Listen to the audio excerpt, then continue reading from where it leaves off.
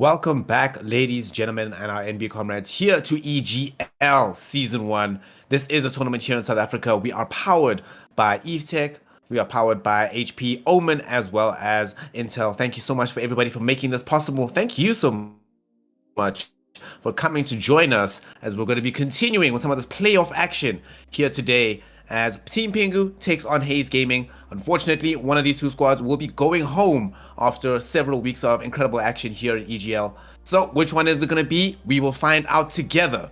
My name is Snare. I'm joined by notAhero, who has been the hero, holding it down for so many of the casts so far. notAhero, how are you doing, my friend? What a welcome! What a welcome! That's a nice little intro there. Thanks, Snare. Yeah, I'm doing well. How are you doing? I'm good. I'm hype. I am glad to have power, which means that we're going to have some SA Dota, which is always very exciting. You know, Yeah. I've forgotten what nighttime Dota is like in the country, you know. Yeah. You make it happen during the day because like nighttime scheduling is just so rough. But yeah, like you said, we've got Haze Gaming versus Team Pingu. Really good matchups for both team. I do think Pingu is coming into this as the favorite. They did go further in the qualifiers, and they're a team with renowned players on our scene. A lot of them comes from the previous Omnius Gaming squad, but they've reformed under this Pingu banner. Every single one of their players is immortal or higher. They've reached those immortal numbers as well. But the big story for me here is Haze Gaming. Haze Gaming has looked solid. They've got Billy Badass playing like really good Dota at the moment. Extort Griffin X, which has been on the scene for a very long time. And to get here, they actually beat BSL in the lower brackets. And a lot of people are considering BSL as one of the up-and-comer teams in the country. And Haze Gaming just showed that they're not to be trifled with, and they came through to this round. So speaking of that, right, given that the stakes of elimination on the card, right, obviously everybody wants to get the best edge going forward, and despite the fact that you mentioned like the one team is heavily favored, the fact that you got this momentum from Haze, with that coupled with the fact that we've just seen a major, do you think that's going to influence anything that we've seen in the teams draft wise, or is everybody else just going to be playing the same style of Dota that they've grown accustomed to thus far? I hope it like goes towards the majors meta, because we saw some really creative things. I think in the major Terrorblade and Dragonite heroes were like 60% win rate on DK, and Terrorblade actually had a 71% win rate out of like 30 games picked. It just shows their viability and strength in the game at the moment. But what we've seen from this tournament has kind of created its own little meta, and we kind of still seeing teams like favoring like heroes like Darkseer, Sand King, Snapfire is still very popular. And that's what I'm wanting to see. Like, is people going to follow this Holy Locket broken strat that we've seen? Because AA is being picked or banned every game, even in the SA scene. I agree. It should be. Yeah. So, and that counters your whole Holy Locket strat. But then I'm seeing AA banned, and then the team that bans it picks no healing heroes. So it's kind of a weird dynamic. I think people just like value the hero's strength. The cold feet really good with follow-up stuns. The vortex like amping all magical damage, because the game is very team fight oriented at the moment, and that vortex is just that amp it's a free veil. So yeah, the hero is really good. So there is a little mini meta in the tournament at the moment, but I do think after the major that we saw was probably one of the best majors that we've seen in a very long time. In a long time. Yeah, so awesome. I think people will start following a little bit of maybe LGD's playstyle, and then even EG. But I do think like teams like EG's playstyle is really hard to copy, because it's not very orthodox. They just execute it extremely well. Yeah, I think there's something else about like the meta that we saw emerging from the major is Hoodwink. It's one of these heroes that generally wasn't picked all that often, but surprisingly enough, here in EGL, it was a very core component of a lot of drafts that we saw winning. And if you were to ask somebody, yo, do you expect to see Hoodwink quite a lot, right? In the major scene, people might have said not really. No. But I think that the introduction of that hero into that scene, right, kind of vindicates some of the teams that were picking it up and were stubborn in picking it up. Because now they're like, I told y'all this was good. I told y'all this could actually work out. But for me, I think one of the things that I really want to see coming into this one, like you mentioned, like, depending on the draft you want to copy, it's not just copying the draft itself, it's figuring out what actually makes the draft good. For example, we started seeing a lot of this Luna hero, which for years and years has been a South African staple, sort of been left to the wayside for quite a long time. Looked amazing only when Nigma played it. When everybody else tried to pick that up, suddenly it would fall apart. So it's quite important for teams when you're trying to adopt somebody else's strategy to also think about exactly what makes that strategy work really, really well. So That's where we've often seen games won and lost, right? Just in the draft itself. But earlier, you and I, just like behind the scenes, were talking about like the nature of how a draft can be, a game entirely can be lost just in the drafting phase. Yeah, especially I now. think, especially now, right? I think that we're at the end of the patch, right? We know that there's a patch coming like today or tomorrow, very soon. Do you think that's gonna play into people's minds that, okay, we don't know what's coming, we don't know how we're going to be adapting, we don't know what's going to be good next? So is there added pressure to try and utilize what's amazing right now? Or do you think that the teams have a little bit more wiggle room to try and already think about how the changes might come before they even happen? So I think the upper bracket teams maybe have that luxury, but I don't think these two teams being in the lower bracket can, because if you now start experimenting with things that might come and might be buffed, and then you end up going home, that's a bit of a feels bad. Like, we should have just stuck to our guns and like secured the series. But I'm really happy you brought up that Luna hero comment, because it's something that I want to touch on. Luna, and I've got a mate in Ireland he's a very stat heavy person, and he likes analyzing Dota games, and he basically showed me all the Luna games that won, and it was comboed with single target nuke and single target stun, and it ensures that like the heroes that are Luna's threat, and it's usually the enemy carry, because Luna kind of feels like you can be 6 slotted, the enemy carry is 4 slotted, she kind of just lose in a 1v1. And this heavy nuke and heavy single target damage was always focused onto that hero just to keep him away from the Luna. And then she showed a lot of success. Like, we saw Nigma won with it. I think T1 played a game with it where it looked completely dominant. So it has to be comboed with that single target like damage. But that's also something, like you said, like teams need to know how to execute that. It's not just you can't just throw it out there. People need to know how this Luna functions, and she needs to play around those single target nukes and single target stuns.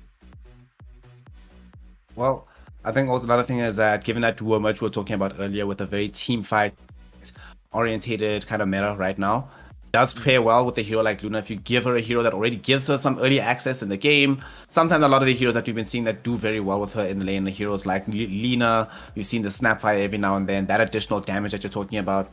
Another hero which I think is not talked about nearly enough. Honestly, I have no idea how this You're hero... gonna say Lion, I'm gonna cry. No, oh my god. Lion needs to be banned every game. Needs to be... I want to see nerfs for every spell. That hero is just way too good. Come on. No. I hate that hero so much. I feel like... and not like from an annoyance perspective. Yeah, it was. But I don't like Lion if he's in my lane with me. I hate it, because the hero it feels like it does nothing, and then you hit this mid-game stretch, and then it looks like the most broken hero in the game. But they have like obviously like compensated for his weaknesses. They've always been comboing with like DK, Mars. We saw Timbersaw plus Lion like a staple. So heroes that compensate for his weaknesses is great.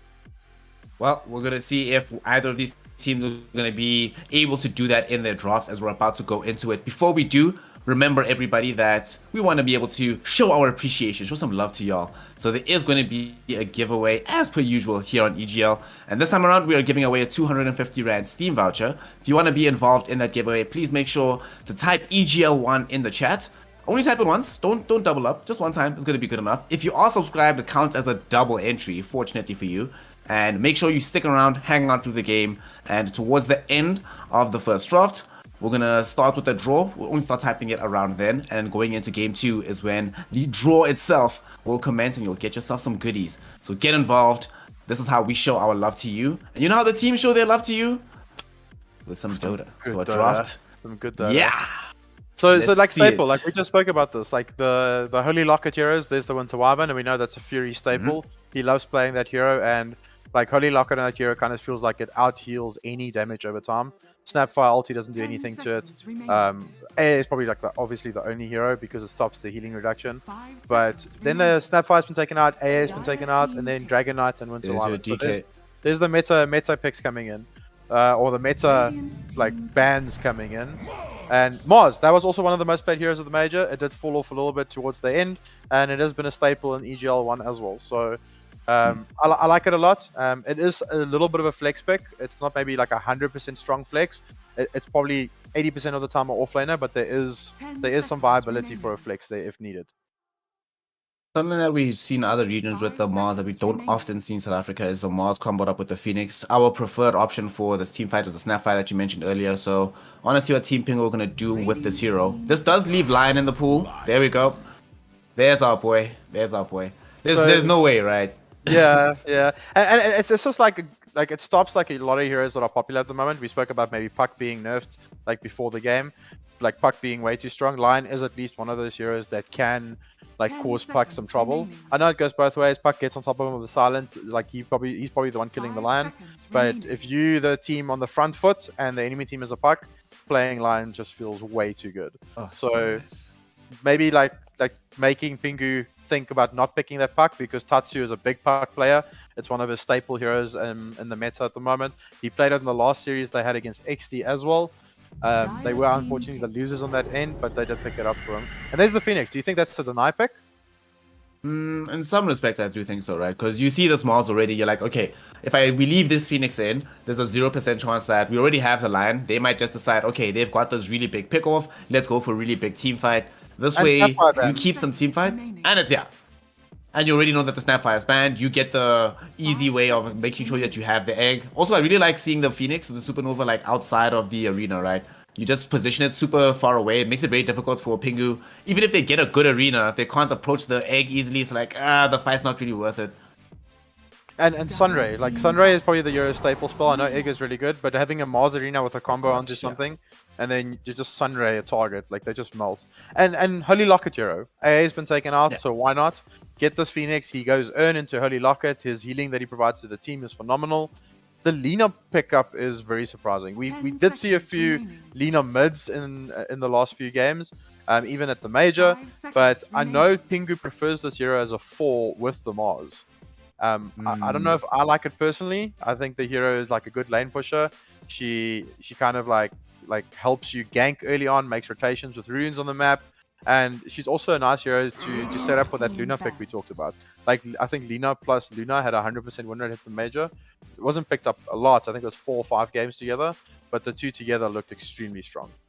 So another thing it also gives you in this game, I suppose, you get the Fury Soul stacks against the Phoenix. So if you're ever in position, you actually have the attack speed to take it out. Is Mirana and like you always, Mirana is, but then if you pick Mirana, you don't have like Laguna Blade. That might also be like a concern for them. They feel like if they have Mars, if you have like Mars Mirana is like very high skill shot, I feel like. But if you have Mars Lina, every time you pop Arena, a hero's gonna die.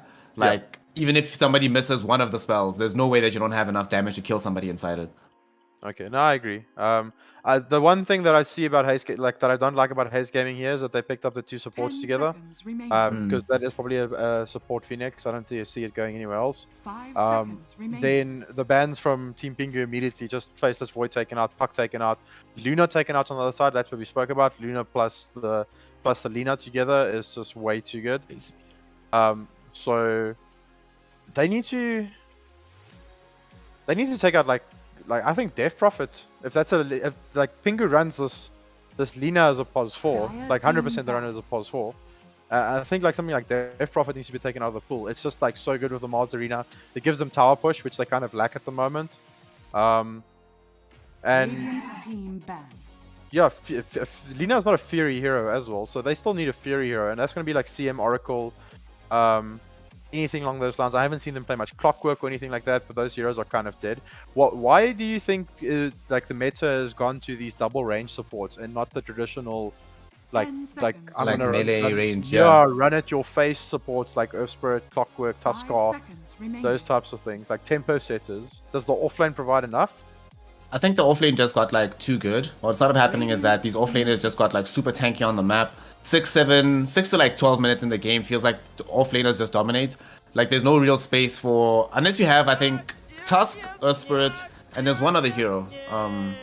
There's one other hero where like the team fight that they give you is just to Elo Titan, just those 3 heroes where the team fight they give you is just good enough. That it's just so good that you like it can make up for the fact that you don't need a good offlaner. Then you can have a range offlaner in that situation, like a Viper or something. But I think there's just like Mars, Axe, Centaur. These heroes are so tanky. DK. You can put the name. Like, what else do you need? You don't actually like Sand King. If you have Sand King in the mix, I don't need like a Tusk, right? This is gonna start my fights. I've got burst damage from Lion, and I still have crazy team fight from this Phoenix. with the Sand King and this lane as well. My God, Phoenix with Sand King. I hope this is not the lane because that would be so disgusting to watch. But now you need to start prepping for this as a carry player. Like you probably want a range hero against these two heroes. Undying. I like that. I like it. It's kind of a semi-Holy Locket hero. I saw it in the major where they were building Holy Locket on this hero, and he would like soul rip someone and heal them for like 1000 HP, which is pretty disgusting. But what do you combo with this? Like Drow Undying used to be a few patches ago like extremely strong, but I don't like Drow. I guess it's an egg hitter as well. But Morphling has an abysmal win rate at the moment. No. Gyrocopter? I think it might. It might still be worth like either Morphling or Drow Ranger, one of the two.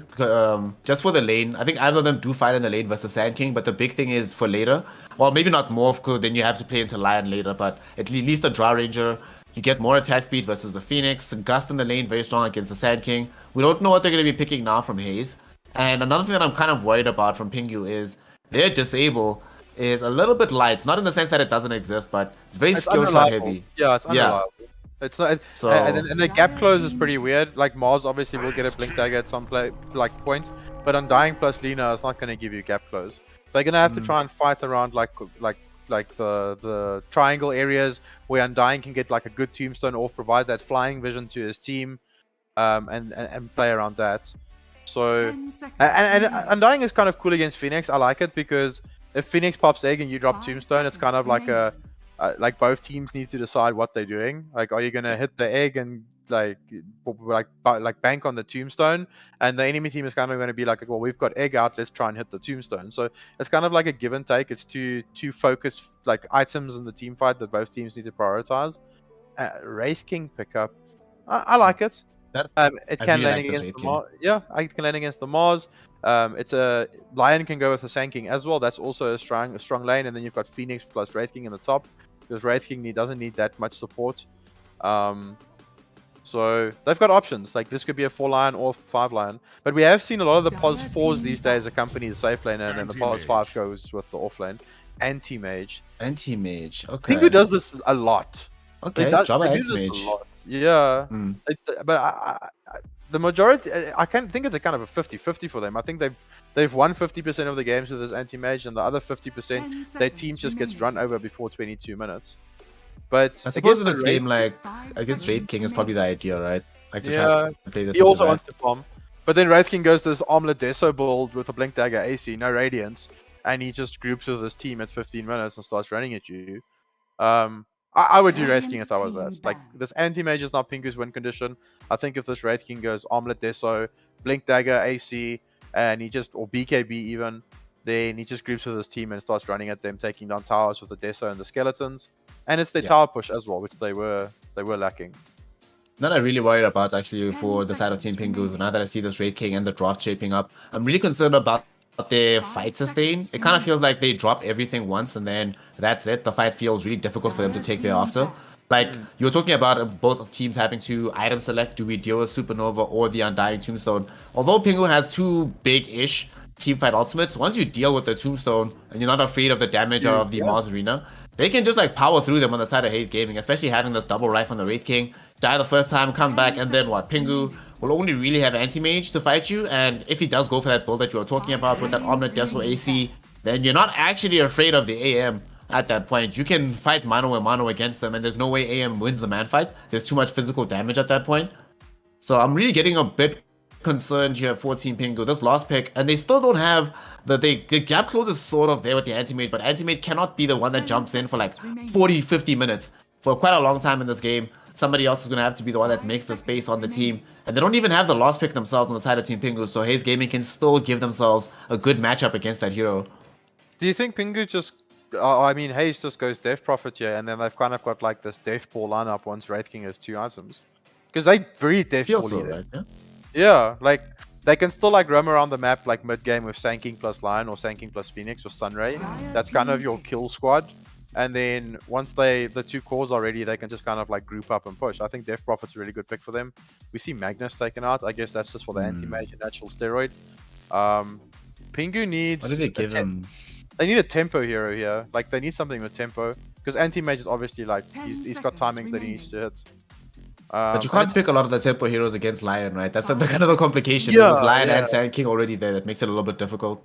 Like can't go Storm, can't go Void Spirit. Like Ember Spirit feels kind of weird against Phoenix. I don't know. Like they, poof, this is a hard one. What are they? They took out Viper and TA. They can do like something like Kunkka. I would like a Kunkka. I know it's not very popular. Maybe I'm just biased towards the hero. I think it's one of the best mids that like ticks a lot of boxes for your draft. So, or they can even the DP makes their draft very slow. Nah, I think they can't go DP. They need something that can like fight with them, the entire team, but that also Yeah. gives them a little bit of gap close, and that also doesn't lose like lots of lanes. It can't be some kind of very finicky hero that just gets dumpstered. It can't go like Last Pick Husker or something. This is such a hard pick. Let's go. Timbersaw mid. They've got 3 strength heroes. Not like ideal Timbersaw dealing with heroes, but I don't know. We haven't seen Timber mid in a very long time. Oh, Oh, yeah. snap. So, Oh, yeah. snap. Timbersaw, Oh, like snap. Phoenix, Sand King, Wraith King. If Timbersaw gets like an early BKB, he goes like Yule's BKB or Kaya BKB. Because they're going Kaya Sange on this mid hero now mid. It's not even Bloodstone anymore. So if he goes Kaya Sange into BKB, I think he has a pretty free time in this fight. And he can do whatever he wants to. I like that. It's tempo, like you spoke about. He can hunt with this Lina or this with this Mars. A Blink Spear Timbersaw will probably kill any of these strength heroes. Even Lion, he's very squishy. And he doesn't really care about the Wraith King skeletons once he has reactive armor up. So, not an egg hitter. That's what they're kind of lacking. Because I guess Anti-Mage can blink on top of the egg, but then Lion can just stop him. So, they've got problems dealing with this Phoenix egg, but now Death Prophet looks so good. Suppose like they can probably think to themselves that they're okay with the egg situation because now that they have Timbersaw and Anti-Mage, they have so much mobility between the two of them that they can just get away from the egg every single time. And of course, notAhero is named incorrectly because he is a drafting hero. Perfect calls towards the end of the draft here. DP for Haze Gaming gives them that super strong snowball as well for Team Pingu. They have themselves a Timbersaw. Offlane Timbersaw. Offlane. But So Mars. mid? Mars. Okay. I like it. I guess it would have been a mid Timber until that DP pick came out. And they knew it was going to come, and they said, listen, if he picks Death Prophet, we're putting the Mars middle. Because he could just kind of spear Death Prophet away if he wants to siphon. So, yeah, I think both teams have ticked their boxes for their draft. Like, their win conditions are pretty clear. Like, this Timber needs to rotate around with this Mars, like, really early and start making movements. And for the side of Haze Gaming, don't go Radiance on Wraith King. Go, like, Deso, Armlet, Blink Dagger, BKB, and then you just Death Ball, like, group up and go every time you have your ultimates.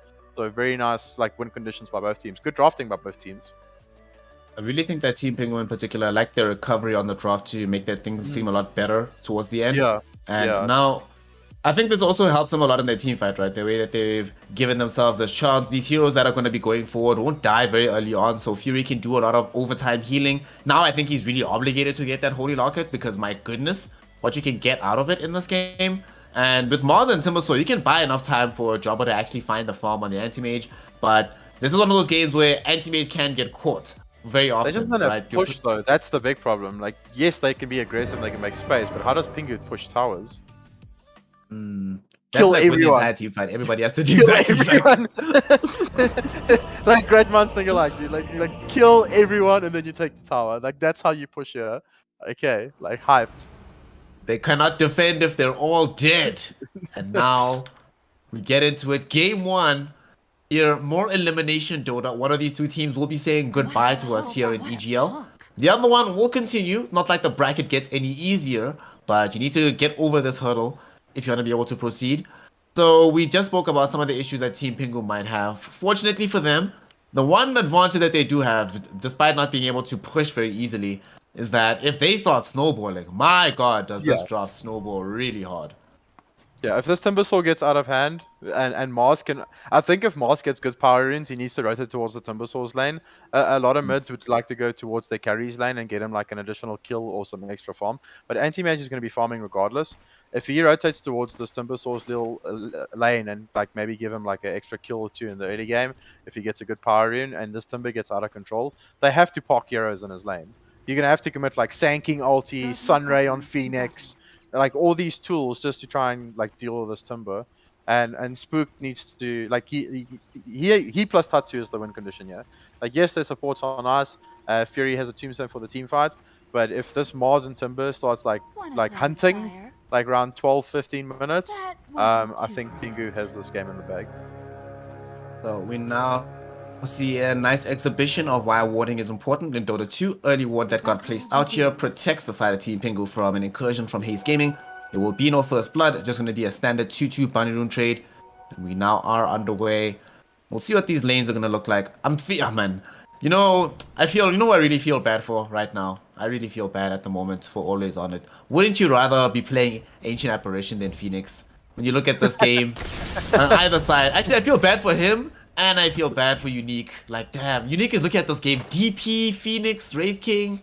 Feels bad, man. Ancient Apparition would have been so nice. I hate playing Phoenix into heroes like Timber or Mars, because if they go on you, you kind of have to make the decision and be forced to egg. And once you're forced to egg and it's not like on your terms, it never feels good. It always feels like the egg will pop. Extort will need to be his backup, like he needs to be his buddy, protect the egg, and I guess Lion can contribute to that as well. But your Sand King will probably be the one with the Blink Dagger, like early on making the movements. Some Wolves is going to be curious, like is this Sand King going to go Veil, just for like so they can actually kill this Timber, or is he going to go the standard like Blink Dagger build? I hope they go double Blink. If they could find enough farm to get Blink on Export, who we see farming here in the top lane as well as on this line of Griffin X down bottom, then I do think that we could definitely find ourselves in a situation where they get the best team fight potential from there. I think that they will need some stats eventually, but given the timing that they need to reach, I don't think it matters as much if they have stats versus if they have just sheer jump. And that jump needs farm though, as early farm contestation seems to be pretty fine in the lanes. The mid lane is where I think they're going to be the most interesting matchup here. DP versus Mars. On paper, you might think that DP does really well here, but Mars has proven time and time again in the mid matchup that unless you can kill him, he'll be okay. I also think Spook could potentially in this bottom lane on the Timber not go reactive armor. Okay, no, he went reactive armor. Lion, even though annoying in the lane, his spells don't do much damage, or he's only got one spell that does damage. And like we have seen like Ice in lanes like this sometimes just go max Whirling Death, max Timber Chain, and the moment this Lina hits a stun, you just blow up the Wraith King like completely.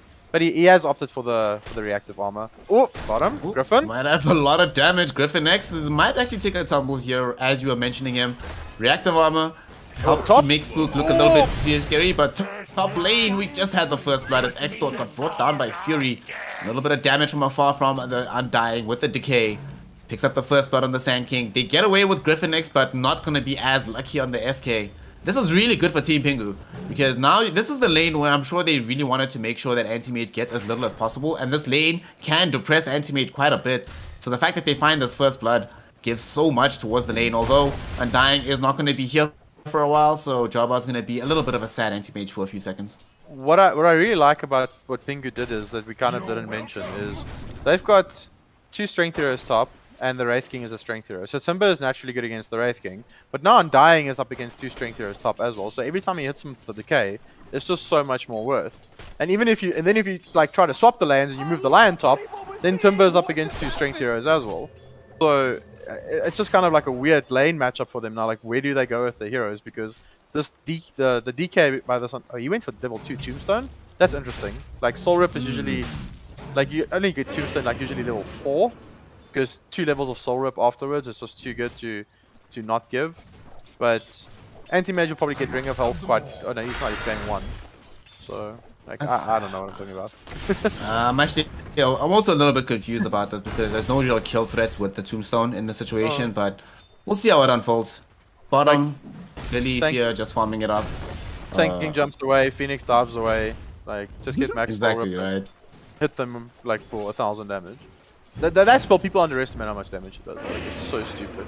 But he keeps hitting these double hero decrypts. He's got 16 decay stacks on him. Like 16. Like 16 strength. This is making life so easy for this Anti-Mage. You were talking about like the nature of these beefy strength heroes that have support you. And the rise of these strengthy offlaners have so much displaced the need for this. But look how beefy this entire lineup is on the side of Team Pingu. Undying, 16 decay stacks, down bottom. Griffin might actually find himself being food for Spook as well as Unique. Unique with the final right click past the tier 1 tower is able to secure the kill. Nicely done there by the Lina. And this Blightstone. is... If you didn't have that Blightstone, that would have not been a kill. Like, little bit You of don't like, often see Blightstone, right? yeah, On these Blightstone on support Lina. Linas. This is interesting. And the Fury Fire. Let's give it to the Fury Oh, Fire. top lane. We're gonna see the first committal of that Tombstone as always on it. Trying to take it down right now. Has the Icarus dive ready to get away. Oh, beautiful time. Steals away the gold of the Tombstone. Dives away to safety. And I think that might be a precursor of what we see as the game extends, right? Because he'll have the option to do that and drop Supernova generally in the fight. So if he can ever position himself to be the one to take out the Tombstone, then it becomes this weird shell game of can we kill the Phoenix before he kills Tombstone and turns the fight on us? Or do we just abandon the area in advance? Or do we try all in and force the fight? Who knows? Just creates a lot of confusion. And this is the kind of stuff that'll help you out because that's a lot of gold for killing a Tombstone this early on in the game. Making the support life much easier life than it would be otherwise. On the Sanking. Wait, what? Yeah. Like, he's getting mana burn. First quite item, hectically. Tranquils. Yeah, like he's got a stick as well, but like he's getting mana burned in this lane, and there's an Undying against you as well. So I don't know, like brown boots, maybe a bracer over the Tranks. I'm not sure, but maybe. But it Yeah, I shows would have his had like blink- brown boots, bracer, soul ring. Yeah, now he's going Soul Ring afterwards. Like his Blink Dagger is going to be delayed for quite a bit. If you do want like additional stats, like just go brown boots Veil or Tranquil's Veil if this is what you really want to do. But maybe it like he wants to start moving around the map pretty soon. You never know. Once he hits 6, even with no Blink Dagger, he wants this Tranquils to be able to rotate and assist. Death Prophet is level 6. No one used the catapult waves, like catapult wave spawns on 5. So both teams kind of just like playing a bit passively at the moment. I think Pingu favors this. If Absolutely. Yeah, if they use the catapult with this Death Prophet ulti middle, Phoenix can come in, Lion can rotate in as well. I guess if they leave this Wraith King by himself, he'll die, but it is still map control that you can get with the DP ulti. Or bottom? See what decision is made as incursions on both sides of the map. Bottom lane, they're going deep onto Billy behind the tier 1. Lots of damage from that Whirling Death, and the Dragon Slate doesn't connect onto him. Unique, almost able to catch him out, but the kill doesn't happen. At the same time, the rest of Team Pingu forcing away Haze Gaming from the top tier 1 tower with the Undying Tombstone. They were attempting to do damage onto the structure with the Siege Dragon. Sadly though, it does get dissuaded by Exdee pulling the entire creep wave away. But bottom lane, Griffin X might still end up taking a tumble, and indeed he does, as they will not give up from Team Pingu. They keep jumping him, and top lane, they go back for Exdee. What is happening? Team Pingu getting kills yet again on both sides of the map here, notAhero. Yeah, I think the like Haze just needs to now. Like, what? No, okay, it's fine. No. I thought more action. The little, what? Hey, what's going on? They need to use the Death Prophet ulti. I think you rotate 2 Euros into this mid lane, nuke the creep wave down. Or you can probably wait for the next catapult spawn, but that's 10 minutes in. That's when your mid wants to start rotating towards this top tower for the Radiant side. I do think they can wait. Yeah, Lion's moving middle. They need to use this exorcism. Having it not just off CD is, or on CD. Oh no, off CD. Yeah, off CD is a feels bad. Oh, Jobber? I think to make matters worse is the fact that we also have a situation, well, we'll talk about it in a second, at top. They want to try find Exdee, they drop the Tombstone for this, and he doesn't have any magic wand charges. The Exorcism will be popped as they'll come back for this fight. Exdee, will he die to the Tombstone zombies? Yes, he will. But now revenge is on the cards. He chased down by a double damage Death Prophet. Absolutely no way that Fury will survive. But you're okay with this if you're Team Pingu. They need to push very hard. They need to get everybody here from Haze Gaming, because if this ends up in a situation where you pop Ghost and all you got was Undying, you will not be happy about this. Fortunately, Anti-Mage has no appetite to fight the double damage. Yeah, no, they're backing away. They're going to give this tower. But I think even Wraith King can make this rotation. It's safe farm for him because bottom is being bullied. He's actually going to get himself in a little bit of a fight here. They end up losing always on it. The Phoenix dies in front of his face. Dived into by the Timbersaw. The committal of the skeletons does mean that it's going to be a little bit difficult for them to push onto the tower. And mid tower though getting taken out by Pingu. So you lose a tier 1 middle. You end up not really being able to. You get tier 1 top, I guess. You're actually going to get top. They don't get it in time. The Ghost finish. Yeah, Wraith King should have made that rotation. He had 5 skelly stacks on him. With the Death Prophet, with the skeletons, I think the tower would have gone down. And that opens up a bit of map space for him as well. He doesn't have to be in this lane against the Timbersaw anymore. He can give this to one of the supports that needs the levels. Phoenix can deep push it. He can also jump away from the Timber if the Lina doesn't stun him. But yeah, if Wraith King needs to build up a few skeleton stacks and then go top, take this tier 1 top, open up the map for them. But this mid tower going down so early, like before 10 minutes, is really bad. Because your catapult waves are spawning soon, so the lanes will naturally push towards where there's no towers. So, good movements by Pingu. Like, really good movements. Make matters worse, that was the lane that the Death Prophet was in, and she's not really able to put pressure onto the tower itself. We actually haven't seen Tatsu occupying the mid lane in quite a while, and he's not going to be punished for having moved around so much, which is really, really nice. He got some free gold in the jungle as a result. Small fight will take place bottom though. Fury will eat some stuns here. The Earth Spike and the Wraith Fire Blast. He's still alive, drops down a Tombstone. LSA onto Billy as he tries to destroy the Tombstone. Will end up taking it down, but might be in danger himself. He ends up popping his first life. They've already lost the Phoenix. Spooked. Diving deeper with the Timber Chain forward is a little bit overextended. And now here comes their beautiful arena onto 4 heroes. They lost the Lion. Now they've lost the Extort. They need to all flee away from this as soon as possible. Billy with the Laguna Blade almost dies. Dragon Blade once more. Right in front of his face. 27 HP. TP's away in the trees. Billy lives. With the skin of his teeth, the Wraith King gets out, but his compatriots will not be so lucky. As 4 heroes end up losing their lives in the bottom lane, not a hero. Tatsu missed the spear there. I think if he hit the Wraith King there, like, he was dead. Like, it was just a, like, there was like 3 targets and he kind of like threw it in between all of them. I guess he wanted to ensure that he gets like at least one of them, and he ended up missing all of it. They're still going to get the Sour, which is like, it means a lot of map control for them. And Anti-Mage is perfectly fine still. Like, no pressure being applied to him. And the map is now his oyster. He can literally farm wherever he wants. He doesn't have a steroid in this game, so his battle free timing might not be that great. He should have it around 14 minutes. It's still a decent timing. But the rest of Pingu are looking good. Like Fury with a Tombstone there, keeping it alive. The LSA dropping onto the Wraith King. Just like crucial little movements by Pingu, and it's looking good. Joba, he's a whole level above this Wraith King. An entire level up, but we might have a fight here in the Radiant Triangle. Spooked. Moving with Fury, they want to bully them away. Not sure to what end here, just want to maybe block a camp or something. I think one of the things now also is that maybe Jobba needs to start TPing away from this area. He knows that there's lots of enemy heroes around here, and indeed, he will do so. Only now is going to be that push that you were demanding earlier, right? Coming in with the Ghost and the Wraith King. Yeah, I don't think they will be happy about having committed that, because there's no way you're going to be able to force through the tier 2 tower as well. You're probably just going to be content with what you get. In fact, you're going to have to TP home sooner, because Spooked with the catapult putting some pressure onto the mid tier 2, which is a much more important tower, and you know that the Timbersaw can hold this pressure for a long time, so you can't let this go for free. And they TP in Griffin X in behind the tower, gets the Hex out onto Tatsu, but he might actually find himself losing his own life. DP trying to chase down Fury on the north side of the fight. Looking for this Undying in the river. Will they be able to find that kill? Yes, they do. There's still going to be a Tombstone drop, though, which is going to make things very difficult for a further approach from Haze Gaming. And an LSA Laguna Blade from Unique eliminates the Phoenix from the fight. It's a 2-for-1 thus far. They need to get out of here for Haze Gaming. The spear connects onto Exort. Doesn't pin him to a tree, though.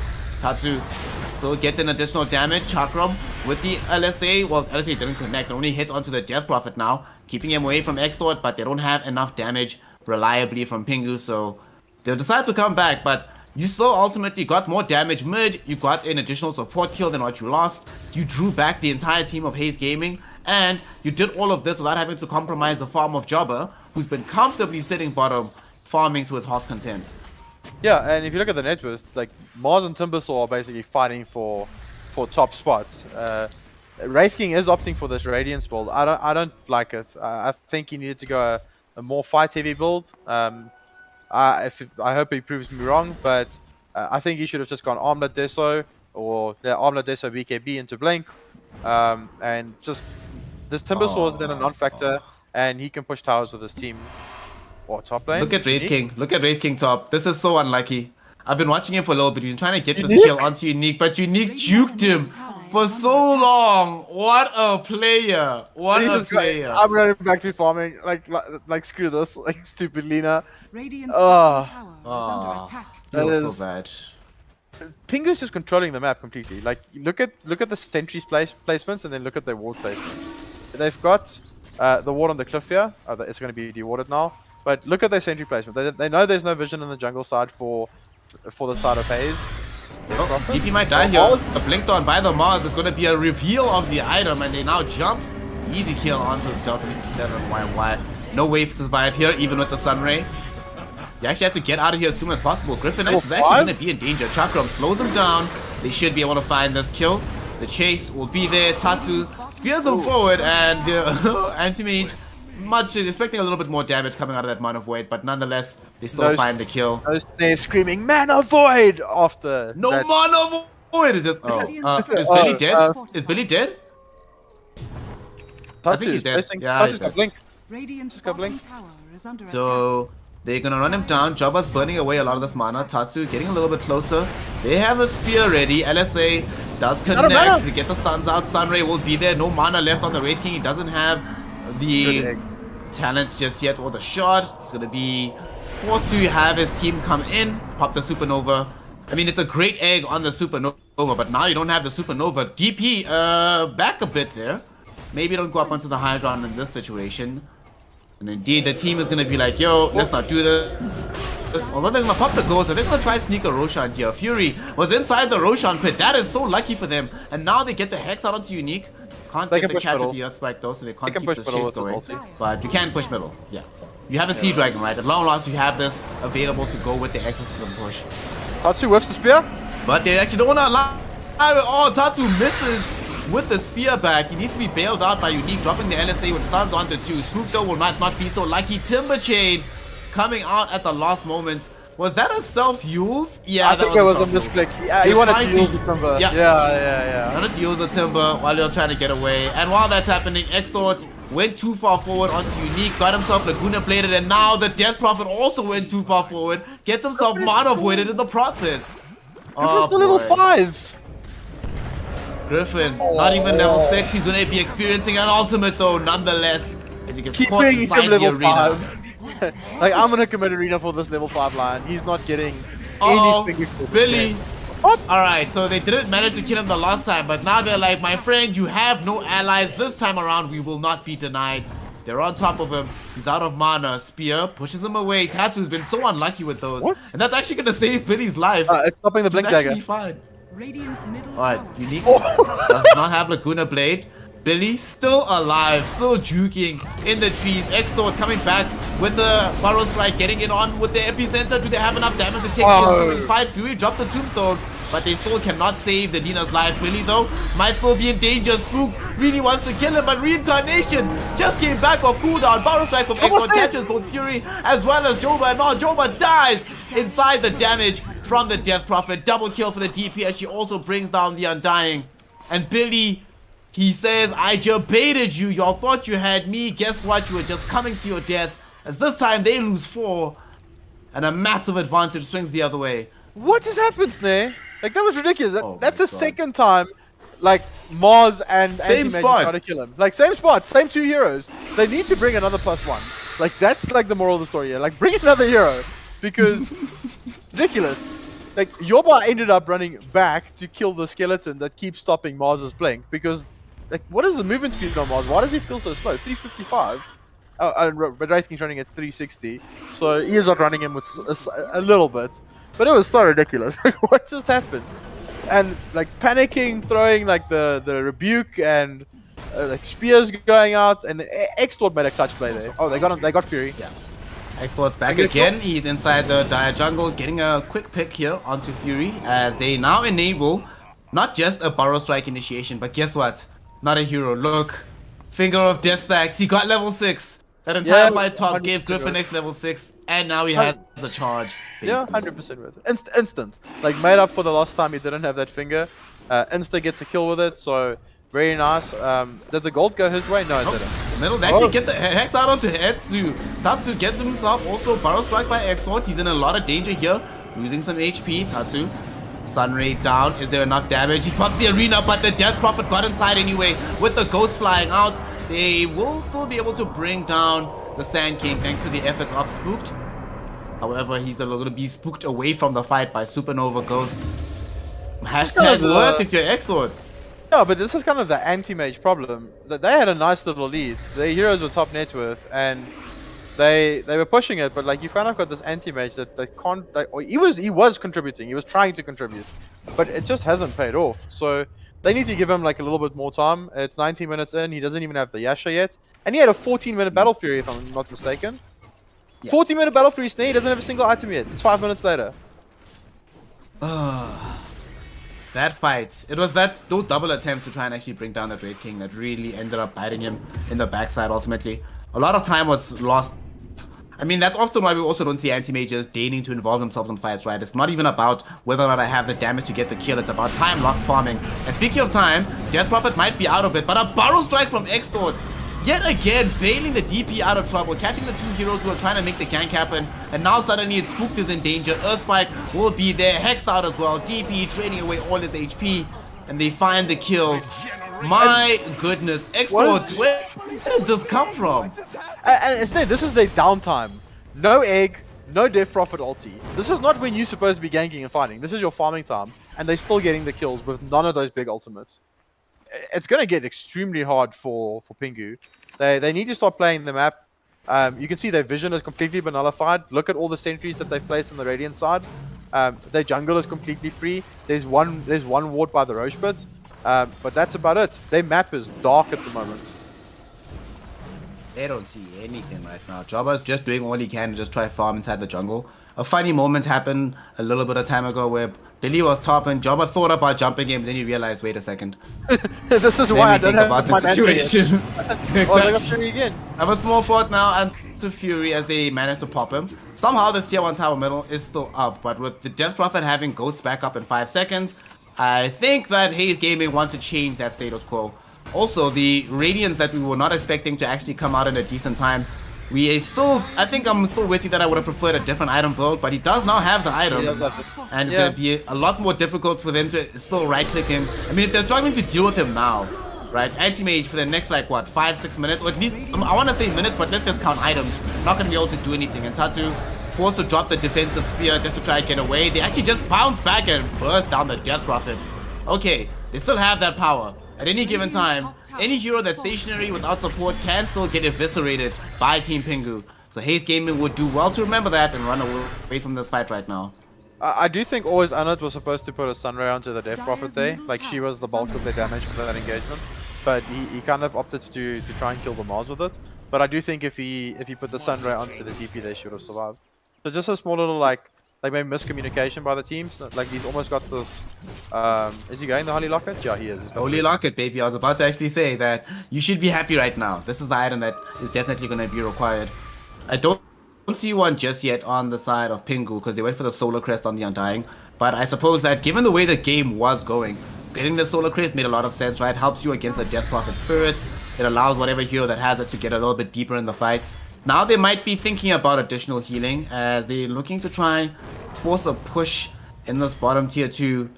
It's actually kind of weird, right? And this is, I think, why we don't often see these anti-mage games. Despite having this 5k gold lead still on the team, they still don't feel comfortable actually going for a big engagement. So the only reason they can do this is because they know that ghosts are down.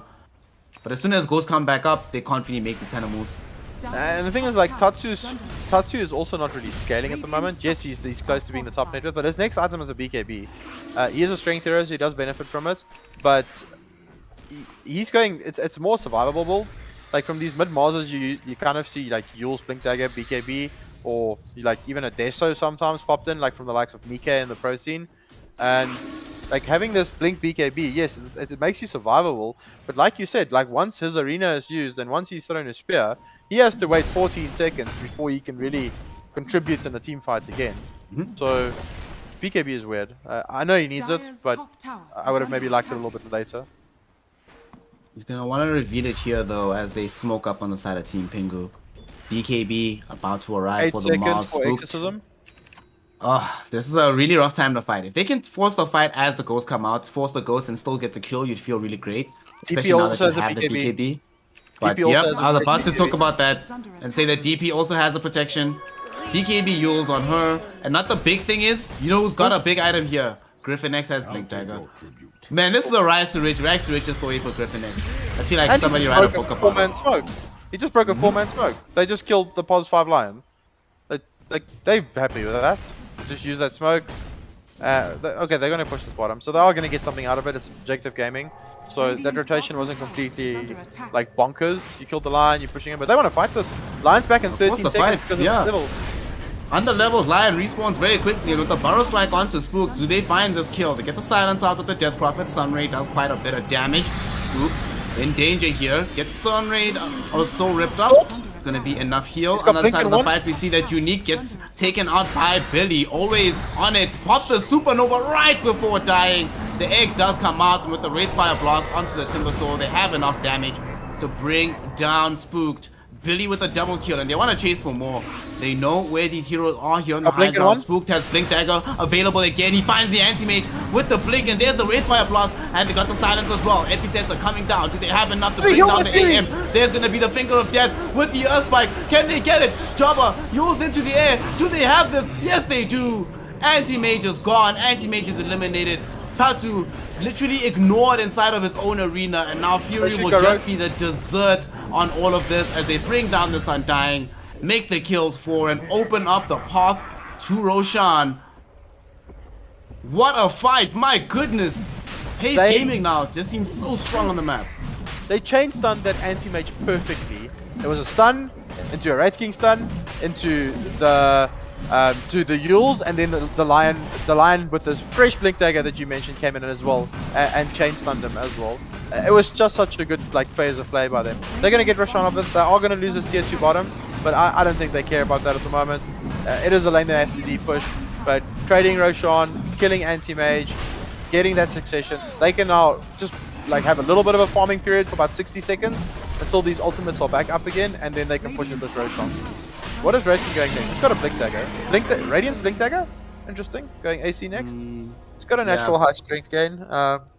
I guess like he just wants to be in the front. They have additional damage sources like from the DP. DP is one of the most broken heroes in Dota at the moment because you can have one item or two items, but as long as your exorcism is level 2 or 3 and you stay alive, you do damage. It's ulti isn't reliant on items. It's just always good during the game. And she's going for the double Aghanims combination shot as well as the scepter itself, which is going to make her extremely difficult to both bring down and mean that a lot of damage is coming out from her. One thing that I also noticed in the midst of that previous fight is the entire time that the fight was happening, right? Tatsu, he actually might find himself in a little bit of danger here, gets Burrow struck, but nah. But Tatsu didn't even use BKB. In that fight, he recognized that he's literally being 100% ignored because they're like, well, after you've used Arena, after you've used your Spear, then what? You didn't go for this Desolator yourself. God Rebuke doesn't do all that much against us. It's not a threat after the Arena comes out. Like, he's just, he's there. And I like Moz as a hero a lot, but I just think, like, he's going AC next as well. So, just probably to make Anti-Mage fight ready? I don't know. Well, that's going to be the first BKB. Tatu forced to pop it to try and survive here. They're going to farm away Fury's Tombstone before bringing him down. Exdee also finds Unique with the Burrow Strike. So they are going to have some extra. Griff, does he find it? Has the vision? It's nighttime. Fury gets a little bit lucky because of that. And does seem to have escaped. Walks in front of a creep wave, but he's not important enough for them to actually dedicate resources to come back to. Instead, they're gonna go for the bigger prize. A free tier 2 tower middle. Ghost has been popped. They're gonna get this. Jabba's trying to get the push onto the tier 3 tower. Who's coming back to defend it? They bring Extort. Yet again, the hero of the game. He's gonna force Jabba back. Jabba knows that he doesn't have any reveal with him either. So Sand King by himself will make sure that this push goes nowhere. And they get the tier 2 in the process. I really like the item build by Extort here, because you know you have damage from Death Prophet, and you know you have damage from Wraith King at the moment. And Phoenix is a support that naturally does a lot of damage as well. So he's just gone Blink Dagger 4-star. So he just wants to be this mobile hero on the map, wants to run around, and he's going Sheepstick next. Like, he's going full on control. That's his job this game. He needs to control the heroes. He needs to try and catch his Anti-Mage. Oh, they're wrapping onto the Wraith King top. This is a big rotation. Right. Oh, they're gonna miss him? Third, fourth, fifth time lucky. They tried to get this, but Billy, breaks smokes on everybody, and he's still within Aegis and at the second life. Literally the worst target for a smoke break right now, but they still want to force a fight. They actually get the jump onto this Death Prophet. What a hero to bring down, and with the Laguna Blade, they do get the kill. Griffin X does find heroes inside of the Earth Spike, but he might not be able to keep Jabba alive, who gets away from the Supernova just before it pops. Tatsu will not be so lucky. Pops on his face. They've got the damage out onto him. Haze Gaming will be able to find the Mars kill, but now, where is the fight going to go from here? LSA didn't really connect onto anybody. Red Fire Blast flowing through. Fury will lose his life to the right clicks of Billy. Still has his first life. Jobber jumps in with the Mana Void, able to eviscerate the Phoenix with it, taking away the life of the Raid King, who will come back around for the second time. We do see the Sand King trying to help Billy, but Billy, unfortunately, gonna be surrounded by these Team Pingu heroes with Spooked right on top of him and Tatsu right there. They get the Aghanims at the Aegis of the Immortal. Do they get the next life? 20 seconds until he has his ultimate online again. Extort does have Barrow Strike. He's just trying to make sure. Yeah, there we go.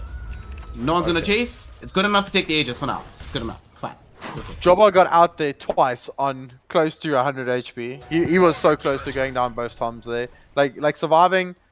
And he's going for the Scotty build next, so just so he can try and get through this Wraith King and like through this Death Prophets, just to stop some of the healing. Scotty into Basher. Is he even fight ready at that stage? Because this Wraith King is scaling faster than he is. I think part of the issue is that he doesn't feel... The Scotty I'm okay with. He doesn't feel like survivable enough to stick in the fight and do any damage middle. We'll see the Spooked might end up losing his life here. Pops the Lotus Orb, looking for an angle to Timber Chain from. Will he be able to find it? Man, and this Aghanim shot from the DP is proving to be such a problem, continually fearing him away, and yet more Chain Disable coming in from Haze Gaming. And they get the kill. Blink forward. Can they find Fury as well? LSA from Unique try to open up space, but Fury will nonetheless find himself losing his life. And they do have DP ults. They have a catapult wave as well. So they're gonna try force a wave here. Oh my goodness, Billy's gonna just jump forward as well. If he kills Unique, Unique has buyback, gonna be forced to use it instantly. But I don't know how you're gonna be able to defend this high ground. They can take this Rax and then defend their bottom. Like they're 100% fine here. Like Jobba's not pushing fast enough. He's gonna get the tier 3, but he's not gonna get a Rax. Oh god. Yeah, Can they they can back stop away the now. retreat? They're going bottom. Extort. Not really interested in catching Jobber, but back in the base, without Extort being around, they want to find something. Tatsu gets a spear back onto Billy. Unfortunately, no chain disable. The reliable stuns are just not there for Pingu. As I say, there are 2 heroes caught in the LSA. Tatsu finds them both. Actually, 4 heroes inside the Mars arena, but they can't do all that much. Mana Void does get dropped down. With Boss down onto the Lion, Supernova will be there. Lina tried to destroy it, but unfortunately got interrupted in the attempt.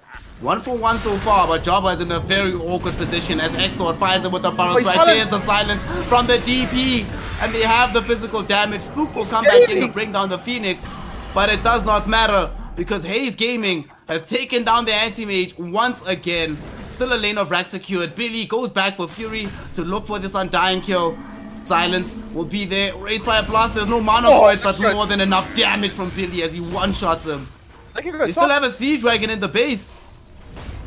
No, they should just go top. Yeah, there we go. That's the right play. But he just needs to go top now. He's got his ulti up. Oh, good Lotus by Spooked. Oh, he's silenced. Spooked. Might be able to keep this alive.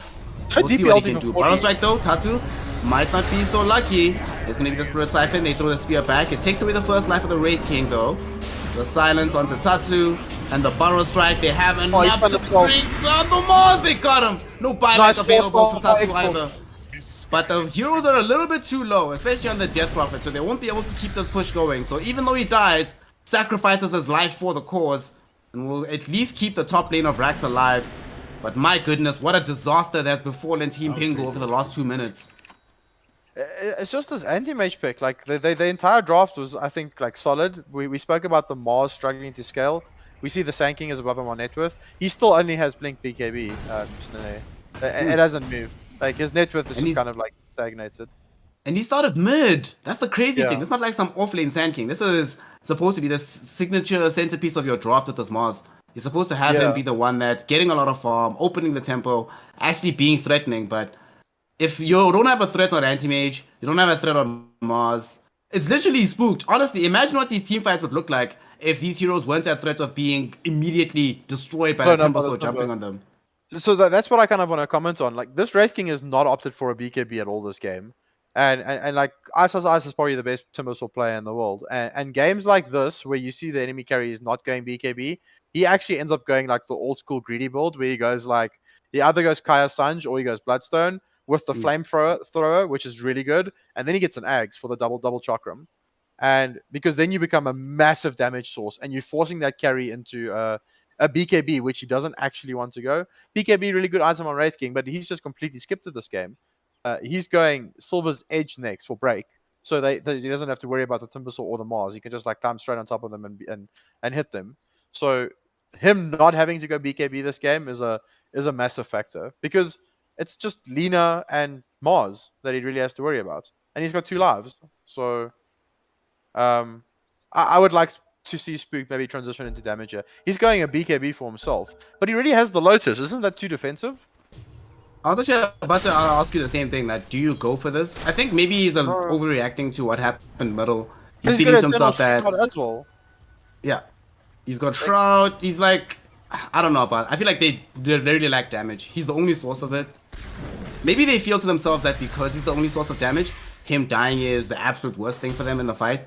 So they're prioritizing just making sure he stays alive, even if it doesn't guarantee the fight. If he dies, there is no fight, right? So maybe that's the idea. They doesn't want to get hexed again. Like what happened middle must be weighing on his mind. That if that were to happen in a fight, then the team literally does nothing to them. Because I really just feel like if he had like a Kaya plus a flamethrower, or like just some form of amp on this hero, he is doing chunks of damage to them. He would actually just blow them up. But maybe they just put in their eggs in the anti-mage basket. They do still have an anti-mage. We know that this hero can do in the late game. Has already taken a tier 3 in the bottom. He's close to the Scotty. Did he buy back that last fight? No, he didn't. Is he going to buy out for it? Buyback status. He's 600 short of buyback status, so he did purchase another component. Because he had it in the previous bottom. Decisions needs to be made. Oh, Exort finds a jump onto Unique, and now here comes the fight. BKB, pop by the Death Prophet. They got the Hex out onto the Mars as well. Mars, Tatu gets out the ultimate, but still gonna die to the Ghost. Exort, though, does get taken out, but Snoop will follow into the grave. Unique cannot resist this pressure either. Death Prophet is just too strong. They even had the Supernova down for good measure to make it impossible for Team Pingu to stick around. And you're wondering what decisions Anti-Mage is going for item-wise. Does not matter if his team is getting destroyed like that. 4 die, make it look easy. Only Extort dies, but he's the one that finds the heroes in the tree, so he'll do that any day of the week. He's got the sheep as well. Like I didn't even see him pick up that sheep, but he's got the sheep. That was his hex. Okay. Yeah. That's actually even sicker. If that was his hex, I thought it was Griffin X like somewhere near. No, that was actually really crazy. Yeah, like catching 2 heroes, hexing the right target, delaying that BKB on the Mars. By the time the Mars's BKB came out, he was already like chunked by the epicenter damage, and the Death Prophet just killed him with I think 2 ghosts and a right click. And even if Anti-Mage gets 2 more items, I think his team is not too far behind. It's not just like, oof, this is rough. Haze Gaming is just going like, you guys call us the underdogs, we're gonna prove you wrong. Like we call them the underdogs, Snare. Like what were we thinking? Are we crazy? Are we going mad? Look what the execution is perfect. Like it's so crisp. What they've been doing this entire time is they've been making it seem like they're the underdogs so that you underestimate them. So that when you get to these games, they can pull out those performances and you're like, where the hell did this come from? And Phoenix has a full mech now as well with the Holy Locket and the Sunray. So they've got so much sustain. His job is just to keep heroes alive and then egg. I would like to see him pick up the shard now. I see he's going for Guardian Greaves, but he needs to get the shard so he can actually keep Sunraying out of the egg. So just to make sure that sustain keeps pumping out through the fights, because they're not killing the egg. We spoke about they don't have tower push, they don't really have a hero to deal with the egg. He can just get a egg shot now and just pump out damage through the egg. He doesn't have to worry about getting really bursted anymore. He's about to crack 20. Roshan 10. Roshan 10. Rosh, don't move always on it. Stay right there. Don't move. Let's see. No. No. Go back. No. Let's see. No, wrong way. Oh my gosh. That's such GG. a GG wait, feeding. Griffin's cutting it. Reported. MVP Griffin. No. Let's see. Okay, he's gonna get the D ward. Yes. Griffin, hey, there we go. Alright, Griffin X confirmed MVP, not just for coming back on a bad Lion game, but you know, scouting out the Roche. Meantime, a report Phoenix. Get him out of here. Yeah, what is that, Phoenix? Like leaving the Roche with the 5 seconds going. Spook also has a flicker now. I don't think he needs a BKB as ever if he has a flicker as well. Like he can dispel the silence with the Lotus Orb. If he like pops Lotus beforehand, he can dispel the silence with a flicker. He doesn't need a BKB. Oh, but Question is if he's even gonna get BKB, because here comes a fight from Haze Gaming. Not even concerned with the Roshan. It's been scouted, but they want a lane of Rax first. As they go inside the base, goes 7, pop Billy. Inside the face of Jobber has lost quite a bit of HP though. Not a very good place right there.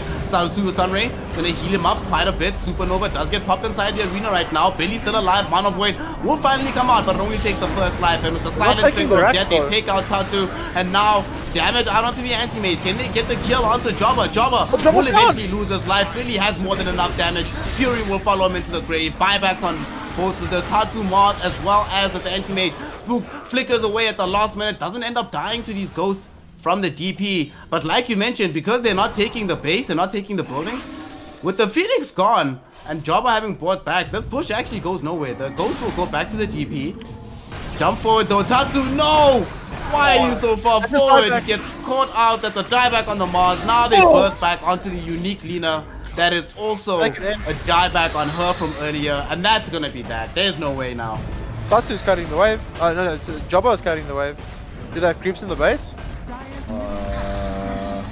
Do they have creeps in the base? That is a very good question. Exdee getting distracted. Spooked. Backdoor protection is online. Oh my god, they've saved the game. They need to stop trying to kill the heroes and just take the megas. Like it's on the table for them. Just get the megas, and then if you want to end the game. But this anti-mage is still split pushing you. Just get the mega creeps, and then you can go for tier 4s afterwards. The entire team has buyback. Am I wrong? No, Phoenix doesn't have buyback. The rest of them all do. So you can play a little bit more balls here. Get the racks if you do want to like then do these dives and do them. Your game is pretty okay, but just keep it crisp and clean. Or Lotus. Got Flicker. Burrow strike out onto the Timber Sword. Oh, he doesn't get saved. The Timber Chain will not help him, but the Lotus Orb with the big Earth Spike ends up stunning up half of Haze Gaming. Unfortunately, will not help him out. We just see Jobber dropping a very fat Mana Void down onto the Lion, which does kill him. 1-1 trade, buyback on Spook. They destroy the Fury Tombstone, and now LSA directly onto the Death Prophet. She's using it to the air to try and stay alive. Jobber dies. That's a dieback on the anti-mage. No availability of the big man, and with these ghosts, more than enough damage to keep the DP up. There's the Sunray as well as the Supernova pops. Billy jumping back onto Unique. Say, go back to the fountain, young man. And Team Pingu, they have seen enough. GG, well played is called. And they throw in the towel. Game 1 goes the way of Haze Gaming, goes the way of the underdogs, and they have done it. Woo! What a game, notAhero. That was like Exdee on the Sand King just did so much work. I liked his item choices. I didn't maybe like the Tranquil Boots, but after that I think it was perfect. I think the Blink plus the 4-staff into the Hex was so great because he had 2 cores dealing a lot of damage. We spoke about it in the game.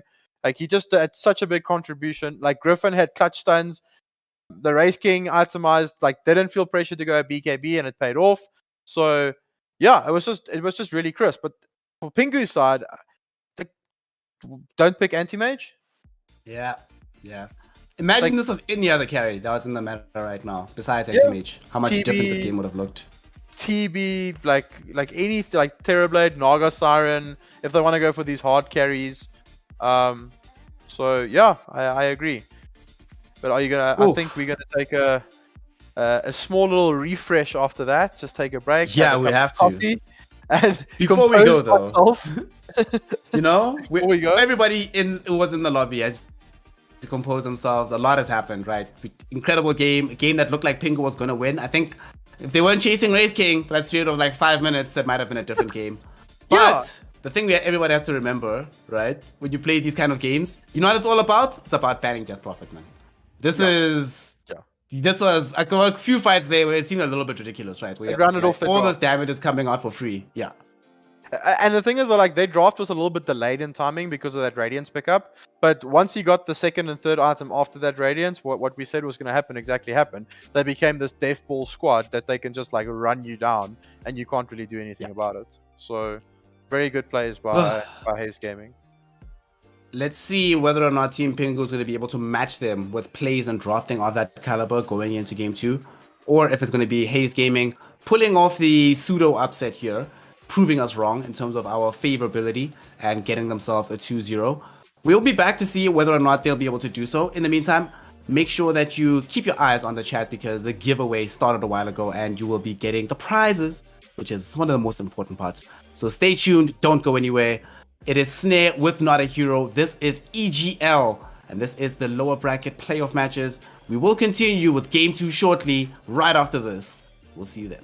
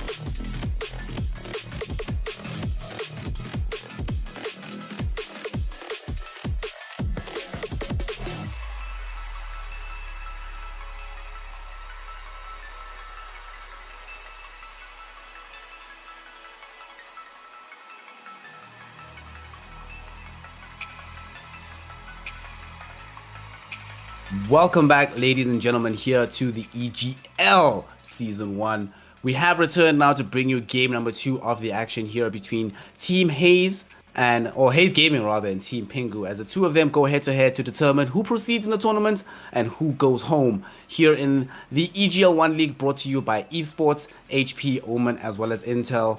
My name is Snare. I'm with notAhero. We just saw something that resembles an upset. Yeah, will we see it again? It was an upset. It wasn't just a resembling an upset. That was an upset. Nah, like, man. If you spoke to like nothing against Haze Gaming, like Griffin and them have been on the scene for a very long time. They beat my team last year, so I can't say anything.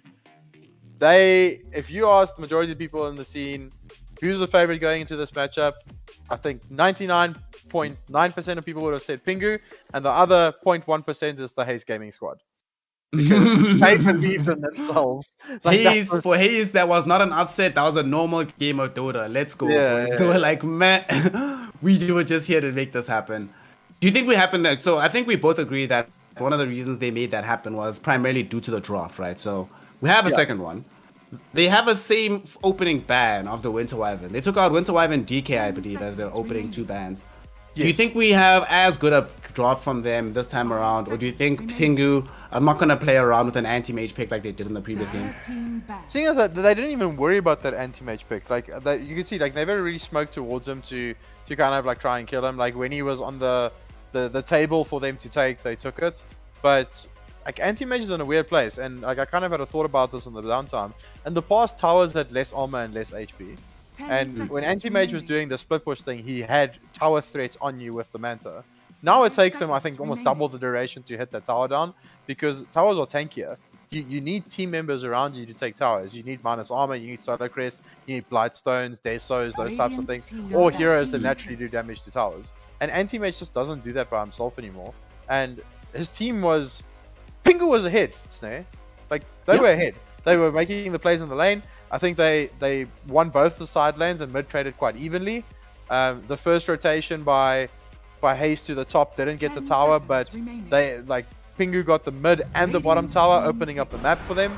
But they just couldn't do anything with it because they had this anti-mage pick, which was just way too slow. Yeah, just a progression on the map became a little bit of a problem for them. And I think that moment in time where it really dawned on them how screwed they were in that situation was the continual attempts to try to bring down Billy. And in concept, it should be easy, right? You're like, we have a mana draining hero against the hero that needs mana to live.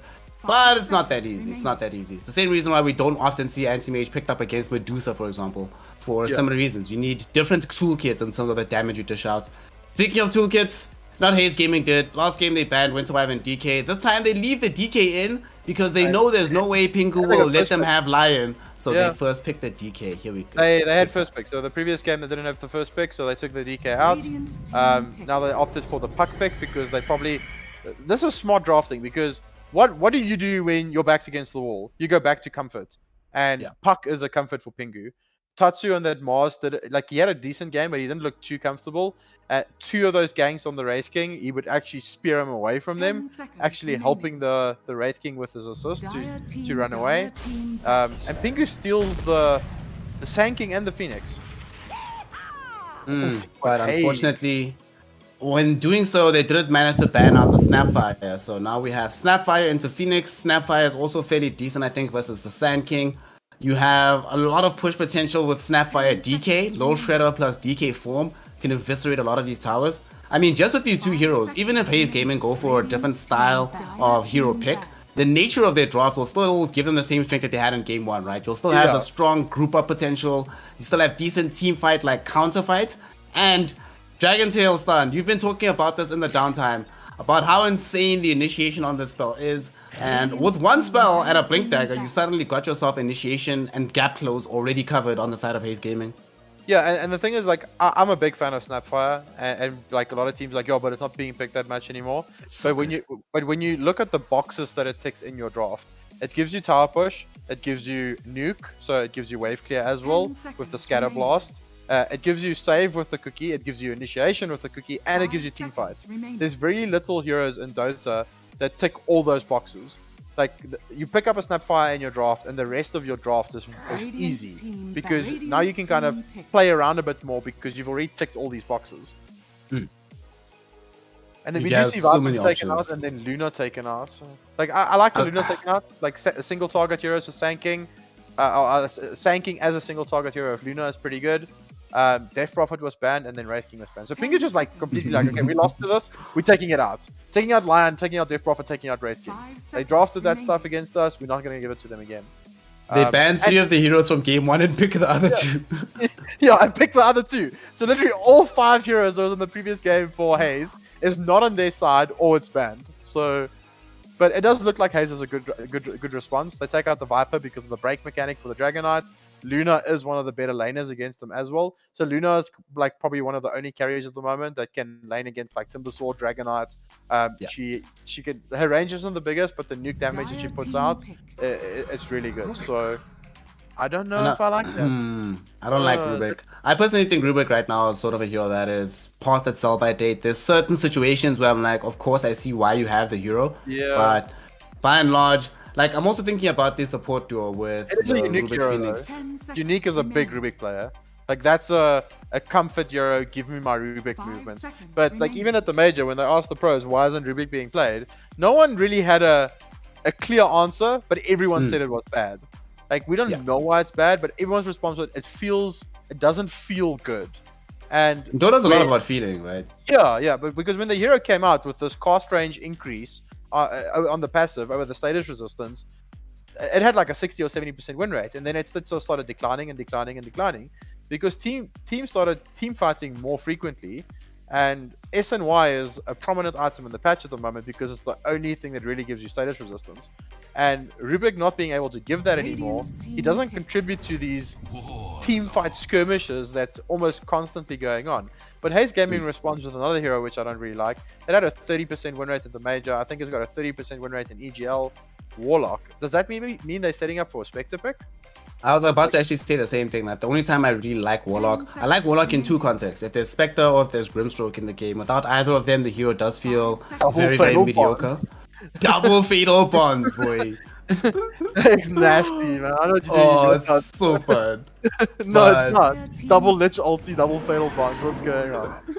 Ooh, okay, well, yeah. That's a nasty pick. That's nice. I really like that Ursa pick. Good for the lane against the TK. It also gives them, one thing that we were talking about, right, is their lack of being able to do anything with the anti-mage in the previous game. This solves all those issues by allowing you to have a hero that's super active as a carry, but also in that activity can still push objectives, right? He might not be taking down towers, but Roshan is always a threat. He always feels comfortable. If somebody comes to his side of the map, whether it be Sand King or whatever hero they're going to pick mid as the last pick, you always feel a little bit more comfortable having an Ursa to dish out that final little piece of damage. And also I imagine that because they're playing with Phoenix, you're very comfortable knowing that you don't have to play into Ursa yourself now. So a bit more protection on the egg. Supernova, super good with the Ursa once you pop in rage. Extremely difficult to bring you down.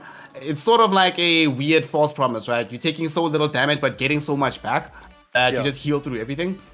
Yeah, so I can see this working. Even with the shard, he just keeps doing like little bunny hops or Phoenix is sunraying him and he gets the enrage stacks.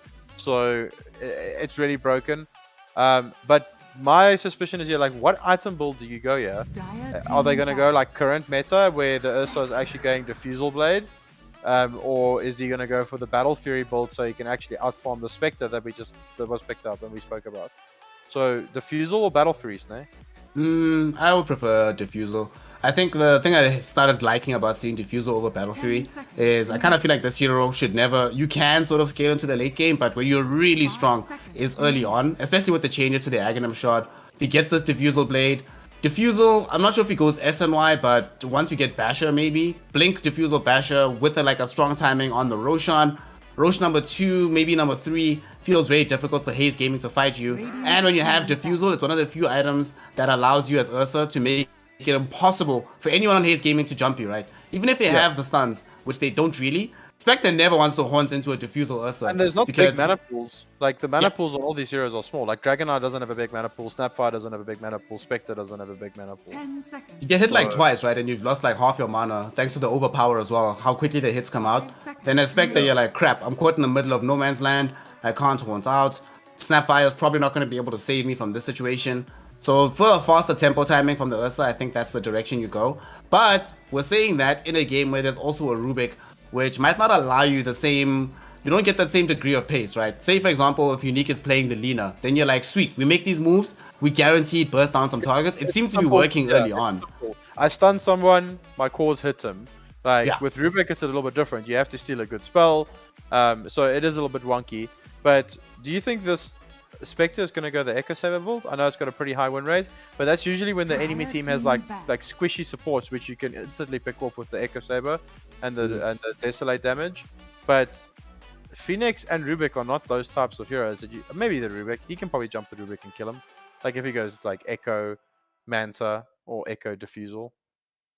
I really like the Echo build, but you might be forced to go like Blade Mail, go back with the old build this game. You can never jump him. Yeah. Like Phoenix can't Sunray him. Like you just pop your Blade Mail and Desolate plus the Blade Mail destroys those heroes. That's kind of what I was thinking.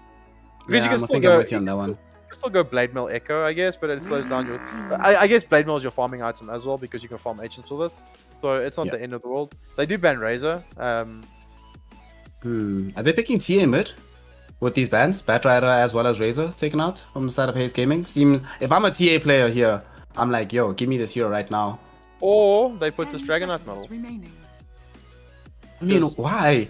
The hero, you know what? You know why I don't like DK mid? Both those heroes as well. Like he's but good this against hero both is. those heroes. But you know why I like DK? I love DK. It's so good. They just leave it in the off lane. It does the same thing. He's dodging the Ursa lane. He's dodging the Ursa lane. Man, DK, look at that shield, man. He got that shield to fight bears, man. He's ready.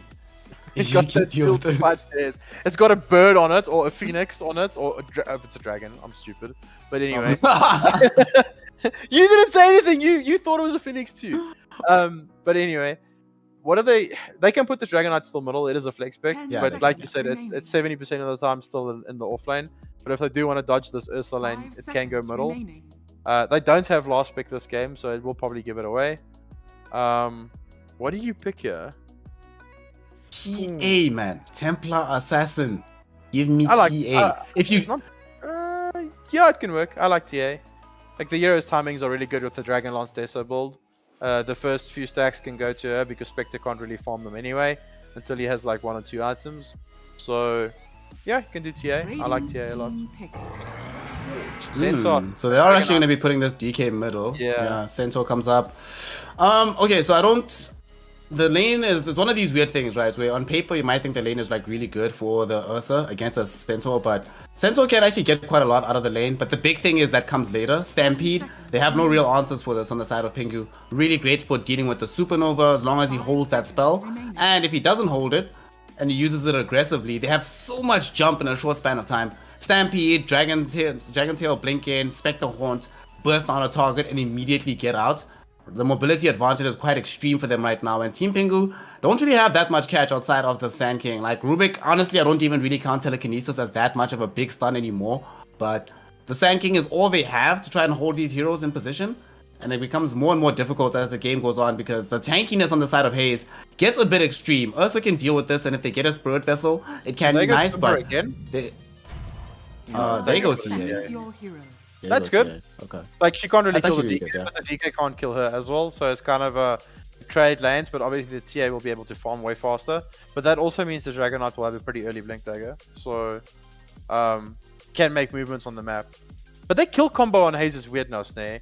Like, you've got this Dragonite Blink stun. I know you've got the Mortimer's Kisses, but what else? You're gonna have to commit rock every You have fight. to haunt. Yeah. You have to. That's the one downside, right? They can't fight without using everything. It's kind of similar to what we saw on Team Pingu last game, right? Where for them, you can't just use one spell at a time. It has to be drop alles. If you drop alles, then it's actually good enough to win fights. But it does mean that you can't actually skirmish, right? You have to only find the one super key engagement to go in on. Otherwise, you're going to be using these spells, finding yourself playing against Pingu, who have literally no long cooldown outside of the supernova. Tanking So their Ursa uptime kills. is Tanking insane. TA kills. Yeah. Like there's kill squads there for days, and they can play with tempo this game. Like such a coin flip from or not coin flip, but a complete reverse from Pingu to what they wanted to do the game 1 and now game 2. Like I like this draft way more from them. I actually favor Pingu this game. Yeah, it feels like a pretty good game for them. Also, now that they have this TA going mid, man, their mid-game timing is insane. So, Haze Gaming are going to have to make sure that the supports are on it to make sure that they have vision around the Roshan pit as often as possible. Their lanes need to be secured. If they can, maybe block a couple of camps in the Ancients, prevent the TA from getting the triple stacks, but fairly difficult with these E-mobile supports like Snapfire and Warlock. And I think that's going to be the one difficulty, right?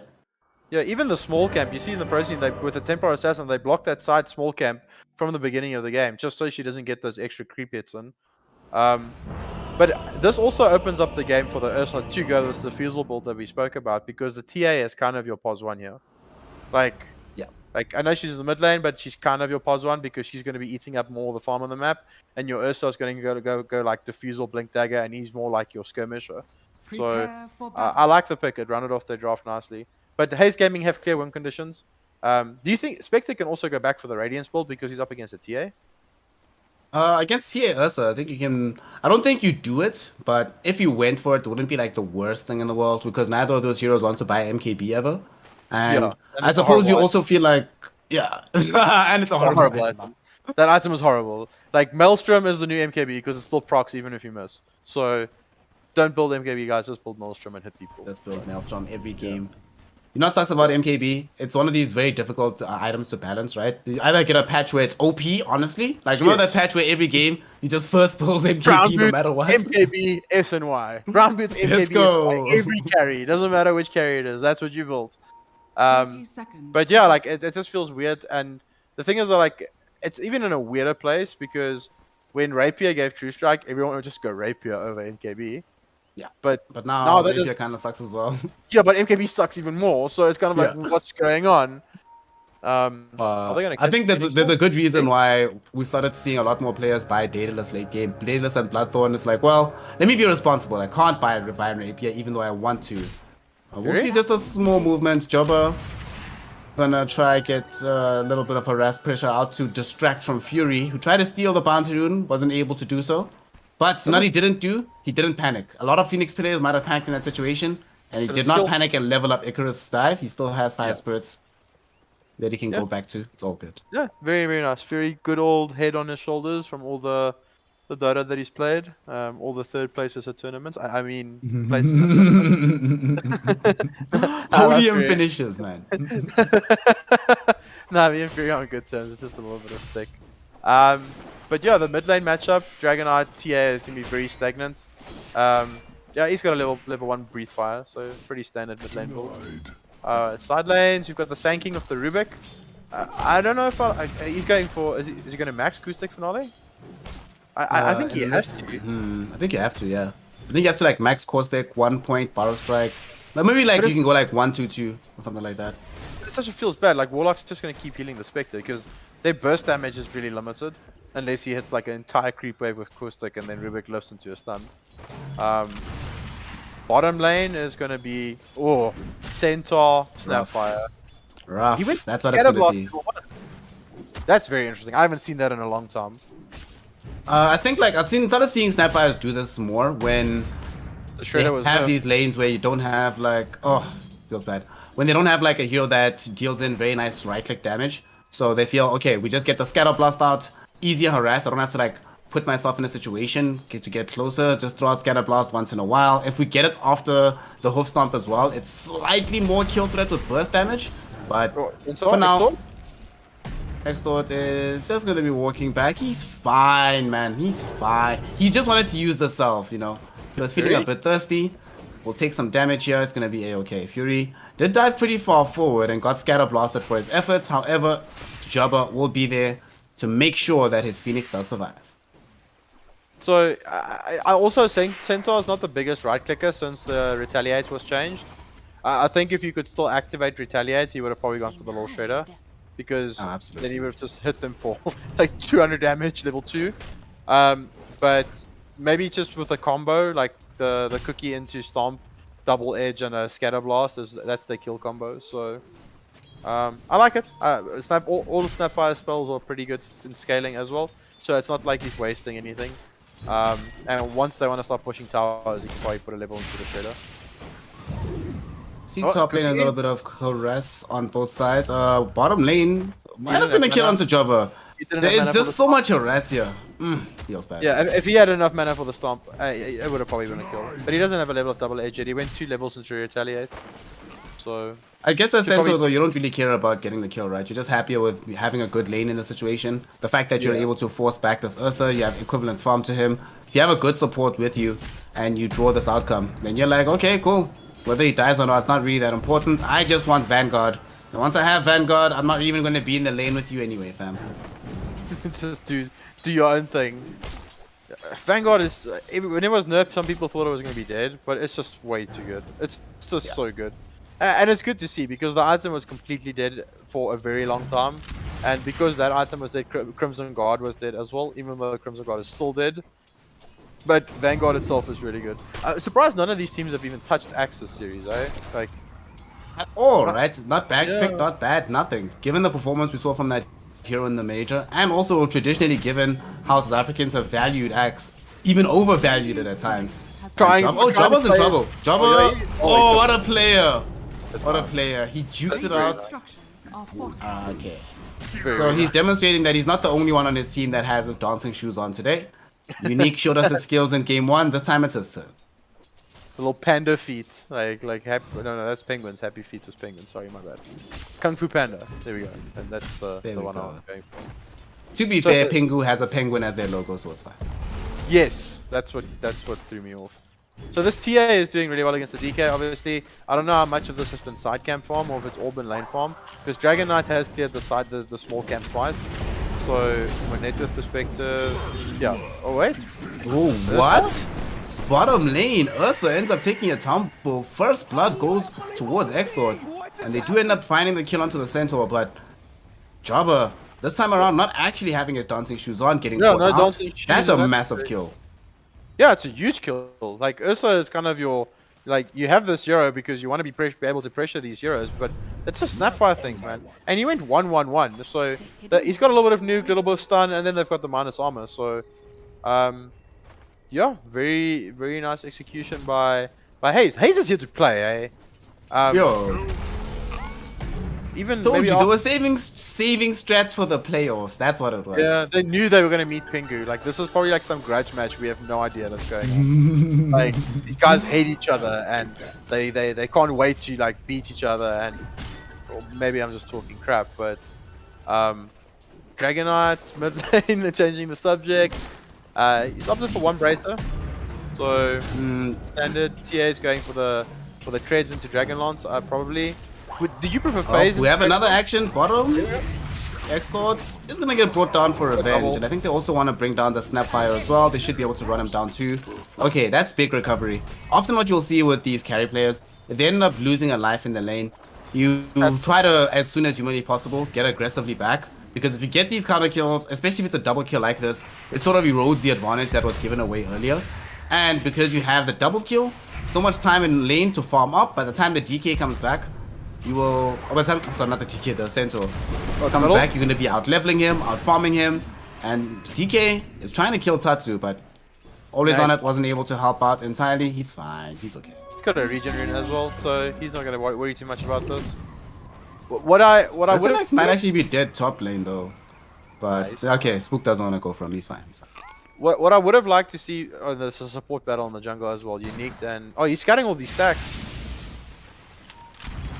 I mean, we spoke about this, the importance of making sure that there aren't any available stacks on the side of Haze Gaming to farm. I mean, their farming of stacks is not very fast themselves, right? So anytime you can interrupt it getting bigger, you know that you're not only delaying farm that they're going to get from the stack itself, but farm that they get overall. You're going to always out-farm them with TA Ursa. They might try force a fight here though. They've got 3 heroes in the top lane. Unique, can he TP out? No, he cannot, because the Snapfire cookie cancels it. They try to buy space though with Spooked here. Epicenter coming off to the barrel strike. He wants to bring down Always On It. Always On It. One more right click will bring him down. He's still alive. Healing up as the Shadow Wood. Rubik ended up dying in the trees though. Ran down by Billy. But Team Pingu, they cannot find Always On It. Because my goodness, Haze Gaming are here to play. Staying alive here in the top lane. Getting a kill for Billy on the Spectre. And resisting all the aggressive pressure from Team Pingu in the top. Oh, the minus armor! And they're not done either. Spooked. My god! Little Shredder. Snapfire Cookie. What a man. What a spell. Okay, I thought he was just having a really good Phoenix game, but Always On It is just having a really good series. Apart from scouting Roches, but other than that, it's like spot on. What I do want to mention is like something that I would have liked to see from Tatsu is he only skilled the level of Meld now. And what Abe did in the Pro Scene, anytime he went against these tanky strength heroes like Dragon Knights or Kunkka, he would get it like 2 levels of Meld in the lane early.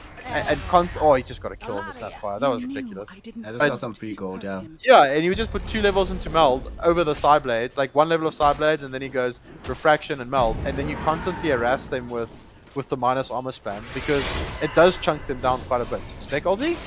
Bottom. They went. Jobber tried to dive Exdort underneath the tier 1 tower, and Billy pops his ultimate to try and dissuade him from this effort. That was, if Jobber knew that was coming, that is next level read from him to be able to force the Spectre down bottom. Haunt gets used up. At the same time, the rest of Team Pingu is up top trying to force out the tier 1 tower. If these moves are being planned right now, Team Pingu very coordinated. They just need to be able to finish off the tower. This time around, they don't have an easy method of doing so, as they did in this previous game, having DP. They're the ones that now are going to have to be more reliant on killing enemy heroes or forcing them away from lane entirely. But look at Haze's movements. Look at the movements. They're mimicking it immediately, and it's also not the end of the world for them because your Spectre doesn't want to be sitting in that lane with 3 heroes there anyway. So him going bottom with this, and they counter pushing with the Snapfire, a little straight onto the tower. So if they can get this tower without a response from Pingu, it's very good for them. This Dragon Knight. Dragon Knight's moving bottom as well. He could have stayed middle and pressured mid as well with the DK form. But yeah, magic wand. 5-man bottom. 5-man bottom. I think why they want to do this, they want to move Billy out. Yeah, you see Billy TP's away. They want to get the Spectre out of here. Oh, they got the Dragon Tears down out to Jobber. And now they follow that up with the Fire Snap Cookie. Unfortunately, the Enrage will keep the Ursa alive for now. Spooked coming in with the Power Strike Epicenter. Last time around wasn't able to get a big kill, and this time does at least get Griffin X. Still though, the fight could break well for Haze Gaming. Jobber jumped in, but the Enrage was already down. It didn't have a way of ensuring that he stays alive, and now will they be able to take out the Supernova Egg? No, they won't. It pops in their faces. Haze Gaming now have to deal with the second life of the Phoenix. Then Exdort will get burned down by the fury of the fire. Team Pingu get a good fight, lose Ursa, but get 4 heroes. For some reason, it seems to be the case in the series that the only way a team loses a carry is if the enemy team loses 4 heroes. It was just a little bit of overcommitment there. I think after the Ursa kill, they could have just backed out there and there would have been a win for them. Because Little Shredder was used to kill off the Ursa. So when Fury hit 6 in the middle of that engagement, when the egg came out, there was just nothing to deal with it. Dragon Knight does attack pretty slow, so does Centaur. Snapfire didn't have the Shredder to get in range. So after that Ursa kill, a back call should have probably just been made. And if they disengaged there, it would have been fun. It's actually funny that like 2 back calls should have happened, right? Because the Ursa shouldn't have come back into the fight to begin with. And then Haze Gaming should have backed after being able to find the kill the first time onto him. Nonetheless though, things will be very favored for Team Pingu as a result of this play, because Ursa was farming top after moving off that fight, and we don't see just yet what the option is going to be for the first real aggressive item. Looking for this early Morbid Mask. I do not think we'll see the Mask of Madness from him. This is probably going to be saving up for the Satanic later. However, we do still see the odd MOM game. How do you feel about this like MOM Ursa? Personally, I don't actually like it. But it's a very old school build. I don't like it at all. Like you tend to do it against heroes like Gyrocopter, because then at no stage of the game the Gyro feels safe. You can just kind of like run at him. Oh, but they're fighting bottom? Dragon Tail Stun throws out to Unique, and they follow that up with some Morty's Kisses, and that will succeed in getting them a kill. Spooked will get forced out of his Sandstorm as well, so he might be in a little bit of danger. Stampede does come out. Do they have Dust? Indeed they do, and they drop the Sentry. More than enough reveal here for Spooked. He's making this a little bit more difficult than they're comfortable with though. No Dragon Tail stun available. Fire Snap Cookie will come out. They do eventually kill him. Although it does cost them the life of the Snapfire. And with the Supernova thrown in by Fury, they're forced away from the tier 1 tower, so it's still unpushed. Dragon Tail stun though coming back in. He went to try dive and find Griffin X. Might lose his life in the process. Exort looking to get the kill, does get it. And the reinforcements coming in from Jabba will not be there in time. But now that Ursa is here, we'll dive forward with the Earthshock. There comes the support in. Billy will find himself with the additional support from the Chaotic Offering Golem, but gets stunned out by the Centaur, so they can't put damage out onto the Bear. Bear putting a lot of damage onto DK. DK falling low, but now Jabba realizes that he's gone way too far forward, but he gets bailed out by Spook, stunning 2 heroes on the backline. And now instead it's always Otter who dies first. Dragstop is going to be this Dragon Knight who dies too. Unique stole the Breathe Fire, helped to turn around with the damage and the damage reduction, and Spooked will finish things off by taking out the Chaotic Offering Golem. Somehow a successful fight for Team Pingu again. And TA hasn't joined any of this, eh? She went Deso first item. She's got her Deso. Export's dead. Unique has 2 points into the Arcane Supremacy, so this Breathe Fire is now a massive nuke. Burst down the DK. TA, like you mentioned, is not getting involved at all. Deso up. Got the Blink Dagger, a little bit more of an old school build, deciding not to go for the Dragon Lance that we've seen all these TAs go for recently. But nonetheless, she is now so far ahead. 3k net worth ahead of the Billy Spectre right now. I guess her job is kind of pop the Warlock, so just blink on top of the Warlock and instantly like nuke him down before he gets his Fatal Buns off with the Golem. The Spectre does have an Echo Saber. He had a 12-minute Echo Saber and he's got a Possessed Mask. So his farming speed is gonna. Oh, that's a Roche as well. Yep. I think it's a TA. That's the right thing. Is it though? Is he gonna start getting involved? No, he's got the blink, so he wants to fight. So the Aegis on him is fine. I would have said give it to the Ursa if TA still wants to do a little bit of farming. TA wants to get involved now. TA will show herself top. Oh my goodness. Good presence of Maya there from the DK. Not to use the Dragon Tail stun onto Fury. Fury thought it was coming towards him. But DK realized that he can walk away from the slower Fury. What he cannot deal with is the physical damage of Tatsu. So he waits for the TA to come in range, stuns her, and walks away to safety. Nicely done. Yeah. And now there's no egg as well. So that's a nice little bonus for them. This TA is pretty big though. Yoba is struggling though. He's on 5.9k. He is above the Dragon Knight and the Centaur. But he's just got the Morbid Mask. Ooh, Tatsu, 2 shots always on it. My god. Forcing an early buyback. The Dragon Knight will buy a Blink Dagger. Jabba. Oh, Jabba, my friend. Jabba, you don't have the Aegis. Exdee doesn't want to pop the Hoof Stomp just yet. We'll use it now. The Enrage trying to save Jabba inside the trees. They blink on him. And the Sunray, though, keeping him up. And Tatsu jumping back in. Getting the physical damage down from the Templar Assassin. Bursting down Exdee. And now looking to try and take out the Dragon Knight as well. With the DK form down.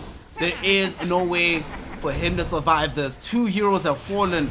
Haze Gaming really on the back foot right now because Tatsu is just so damn strong on the map.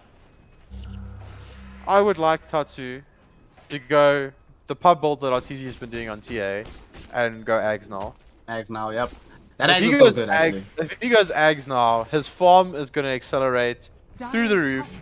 He'll be able to join any team fight if there's traps around the area, and like this Euro is just going to get massive. And I don't think Spectre will be able to keep up with it. It's going to be way too much.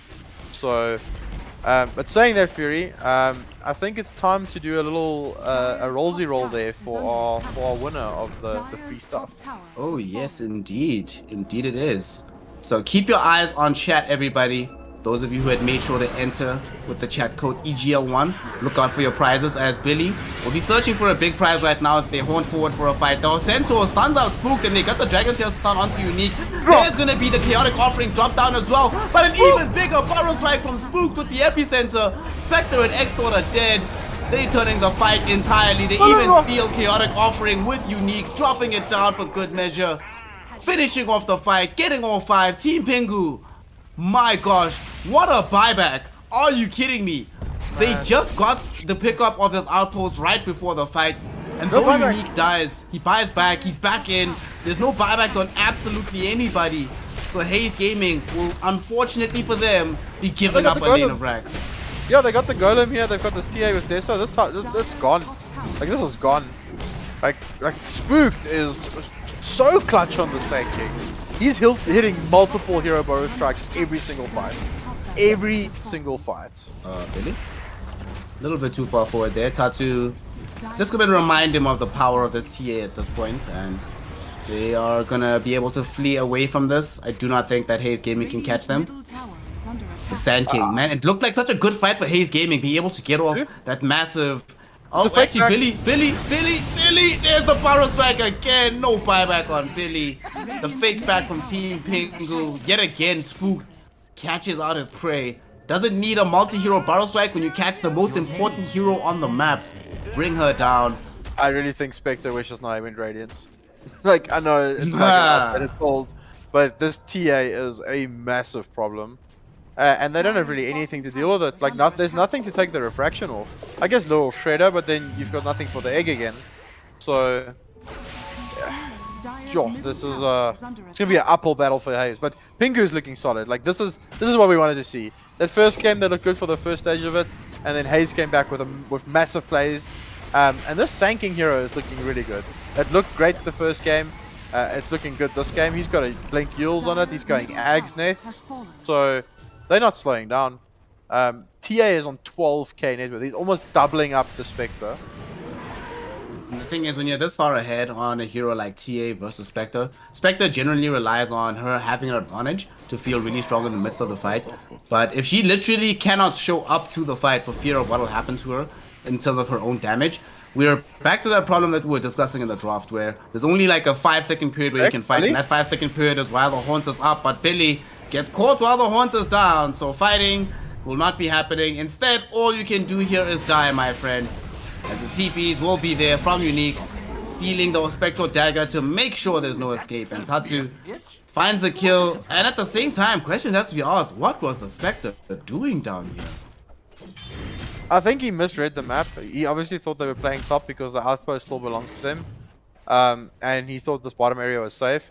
But Tatsu just reading it, like following the Spectre around, killing him. He's got a 9-second BKB on the TA as well. Like, I can't think that like he's gonna be killed anytime soon in these fights. And Dragon Knight's still only like blink treads. Like you're hitting that 20-minute mark. Your DK kind of wants to. He wants to start getting. Oh wait, what's going on? Issa? Yoba? Yaba? TP in from the Sand King here. Let's see what Spook can do to bail his comrade out of trouble. Activates the epicenter, goes back in onto 2 heroes. There's going to be a chaotic offering drop down onto both Spook as well as Jobber. Billy haunts in, but they just don't have the damage to deal with this Ursa. And now Tatsu's in the fight as well. Fury, Icarus diving in. Pops in the Supernova, but it will get destroyed very early on. Spook coming in. Barrel Strike brings down the Dragon Knight. Tatsu, though, can now clean up the rest of the fight. So even though they lose the Sand King, it's now easy going for Tatsu. But Tatsu, BKB is running out, so has to be a little bit worried about potential damage from Billy. But Billy currently isolated. Everybody's brought back on the side of Team Pingu. He is alone from his team. DK will not be here in time to save him. And they surround him. They kill him. Billy down for the count. Yet again, Tatsu putting in the damage, but once more, the Sand King of Spooked opening up the fight for Team Pingu. So clutch. So clutch. Spooked has looked like so good this game. Yes, Tatsu is massive, and Yoba is soaking up a lot of spells. It's taking so much for them to kill him, and then Tatsu just comes in, like, no worries to him, just makes a, like good reads on the game because what's been used. Oof. Tatsu just like dancing. You think Billy feels a little bit jealous that the enemy carry also got caught in a bad position, but his team was able to save him? He's like, come on, guys. Yeah. Like, it feels bad. And the thing is, they can turn around, and after that Mortimer's Kisses plus the Dragon Knight stun didn't pay off, there was no follow-up stun. I think you kind of like have to lust it. You can't like carry on with that chase because look what happens. You lose your entire team, your Spectre has died again. Like, what is the score on the Spec at the moment? Like, Billy he's 5 for 4. It's not a horrible score, but it's not where you want your carry to be. Where Tatsu is 9 for 0. This Temporal Assassin hero looks so strong. TA is actually not that far away from doubling up the net worth available to the Spec right now. Yeah. If she was able to find these Ancients, she'd get it. She slows up Exord. Exord might be in danger here, but Team Pingu will just be He happy to did- just he keep. did go for like a very old school talent ball on the TA as well. Like no psionic trap damage, no Oh. side blades range. He went attack speed evasion and melt dispels. So The Silent Trap one is, given how all these TAs have been playing around the traps like as their primary source of like moving in the fight, it's been really interesting to see that he's not gone for that. So I don't think we'll get the Aghanim Scepter from him, right? If he's gone for this build on the talents, it's very unlikely that he goes for that. Now we see the jump forward Tatu finding the DK, putting in a couple of big right clicks there. They've forced up the DK form and a nice retreat, even the pop of this Hood of Defiance. So if they want to set up for a secondary push here, they can. And it doesn't feel like Haze Gaming will be all that comfortable trying to fight them off it. oh, Billy's bottom. Are they gonna find him? Unique is oh, he doesn't have a blink. He's TP. No, he's fine. They should chase now. Like 2 euros TP back to try and find the spec. They should have seen that. But no dragon. They have this ward as well that's got... This ward that they just planted on the sentry from Fury won't de-ward the observer that's here, so they might have felt the bravery to jump out, but I think it speaks to how far behind they feel they are. Because, you know, we can see the gold lead. Sometimes as a player, you feel like you're further behind than you actually are. And you're like, guys, we can do absolutely nothing on the map. So even though they see these heroes being TP'd bottom, they see that there's a Ursa seemingly alone, but every time they've gone on Ursa, he's been fine. He's been A-okay. The Centaur heroes feels weird in their draft now that I'm looking at it. Like Dragon Knight and Centaur is kind of fulfilling the same role, but I think Dragon Knight does it better. And like it just hasn't been much impact. The Stampede is nice, but his team hasn't been able to capitalize on it. Their catch is really limited because Dragon Knight's blinking and stunning and like closing that gap. But then there's no real follow up afterwards. Like you have to drop Rock, you have to drop Mortimer's Kisses, and Ursa is just enraged. So status resistance, it just runs away. Just rush back up again. Yep. And this is a shot as well. Probably going to Ursa. Yeah, Ursa shot Also just good way on too TA. dead. Like silence on the TA trap. shot also very good. Let's see what they decide to do. They will decide to give Ursa the Aegis, or the Aghanim shot to Ursa and the Aegis to Tatsu on his Temper Assassin. I think another thing about their draft on Haze Gaming, they were probably expecting to get a lot more farm on this DK to enable him to go for a more aggressive right-click build. Some SNY into AC after the Blink Dagger, but because of the state of the game, yeah, into Ags definitely, but now he's forced to go for like Heaven's Halberd. So in concept, I think they wanted to play this DK differently, but in principle, it ended up just being a better Centaur for this game. And neither hero really feels all that tanky either versus Templar Assassin. So if you don't have, all you have is like some initiation, but you have no presence in the fight whatsoever. Dire's middle tower has fallen. Oh, they're so strong now. Holy lock on Phoenix. Big rock, Jump big in. Oh, huge Choetic offering. Drop down with the Fatal Bonds onto absolutely everybody. Phoenix is gone. Tatu's first life is going to be taken away. But the DK as well as the Centaur get eviscerated by Jobber. And now Tatu ready to go back in on the second life. One shot almost brought down, always on it. Doesn't succeed in doing so. So despite losing the Phoenix, because of the two big cores taken away from Haze Gaming, they still will be able to secure their second laner racks. Only cost the life of a Phoenix who didn't even pop egg, and one Aegis. You'll take that trade any day of the week. Full data list on the TA. If that was a crit, always on it was dead. If that was a crit, he was dead. Like, oh no, Spook double hero what strike. a barrel strike from Spook, catching two heroes inside the base. The Spectre as well as the Warlock. There's no way that they are going to be able to survive this. Trying to keep the Spec alive. The jump in. What a stun, but the Fade Bolt coming in from Unique will still be good enough to get the kill. Jobber eviscerates Extort, whilst they also remove always on it. This time around, Tatu is like, you will not escape. And with the impediment removed, GG. they just go for it. And GG is called. Team Pingu, we spoke about how they have to be able to kill everybody to kill any structures. Well, it's easy. Just keep killing them over and over and over and over and over again. And eventually you break the base. You take the game. What a performance from Team Pingu. Wow, that was... Wow. Okay. And that makes it so spicy right now because Stanking has looked amazing in both games. It's looked so good. Phoenix has looked so good in both games. And it kind of also looks like the team that loses the side lanes wins the game because this game, Haze Gaming, looked good on both the side lanes, and they just got ran over by this Templar Assassin, Ursa, Phoenix, and Spooked on the Sanking. Nothing taking away from the Unique's Rubik, but I think he could have literally played anything in that draft, and the outcome would have been the same. Like massive plays by Pingu, and showing what they want. Like, this is how we want to play Dota. So I think they need to stick to this template, like tempo and pressure, and it just looked really good.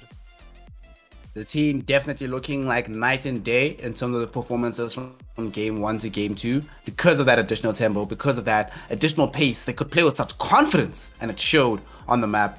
And they take a strong game 2. Remember, this is elimination Dota, so it matters quite a bit that they were able to stay in the tournament because they have one more chance at this. Game number 3 will be coming shortly. One of these two teams will be going home. Will it be the side of Haze Gaming? Will it be Team Pingu? Stick around here on the EGL Season 1 to find out, and we'll be right back with some more Dota 2 action.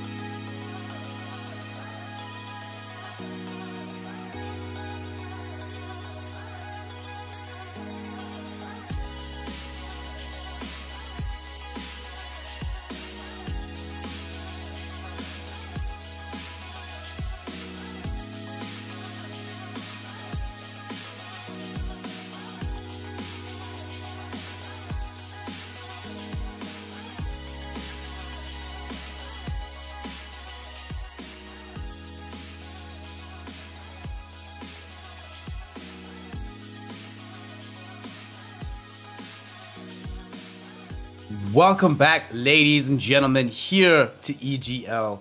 We are now getting into the third game, Elimination Dota, between the sides of Team Pingu and Haze Gaming. One of these two sides will be sent packing, and the other one can still continue to play for a sweet, sweet taste of the 50,000 Rand in the prize pool in the tournament. Sponsored, of course, and brought to you by Esports, HP, Omen, as well as Intel. So game 1 went the way of Haze Gaming. Game 2, Team Pingu came back. notAhero. In game 3, who's got it? What's going to happen? Tell us the future. Well, I kind of think it's like depending on what the drafts are going to do. Like we saw, I think, a better draft by Haze Gaming the first game. It had tempo and it like had everything to deal with what Pingu had to offer. And now it's the... And the second game was like the reverse of it. It's like Pingu picks up like tempo heroes. They completely went away from like this anti-mage strat that they had, and they picked something for Yorba with tempo.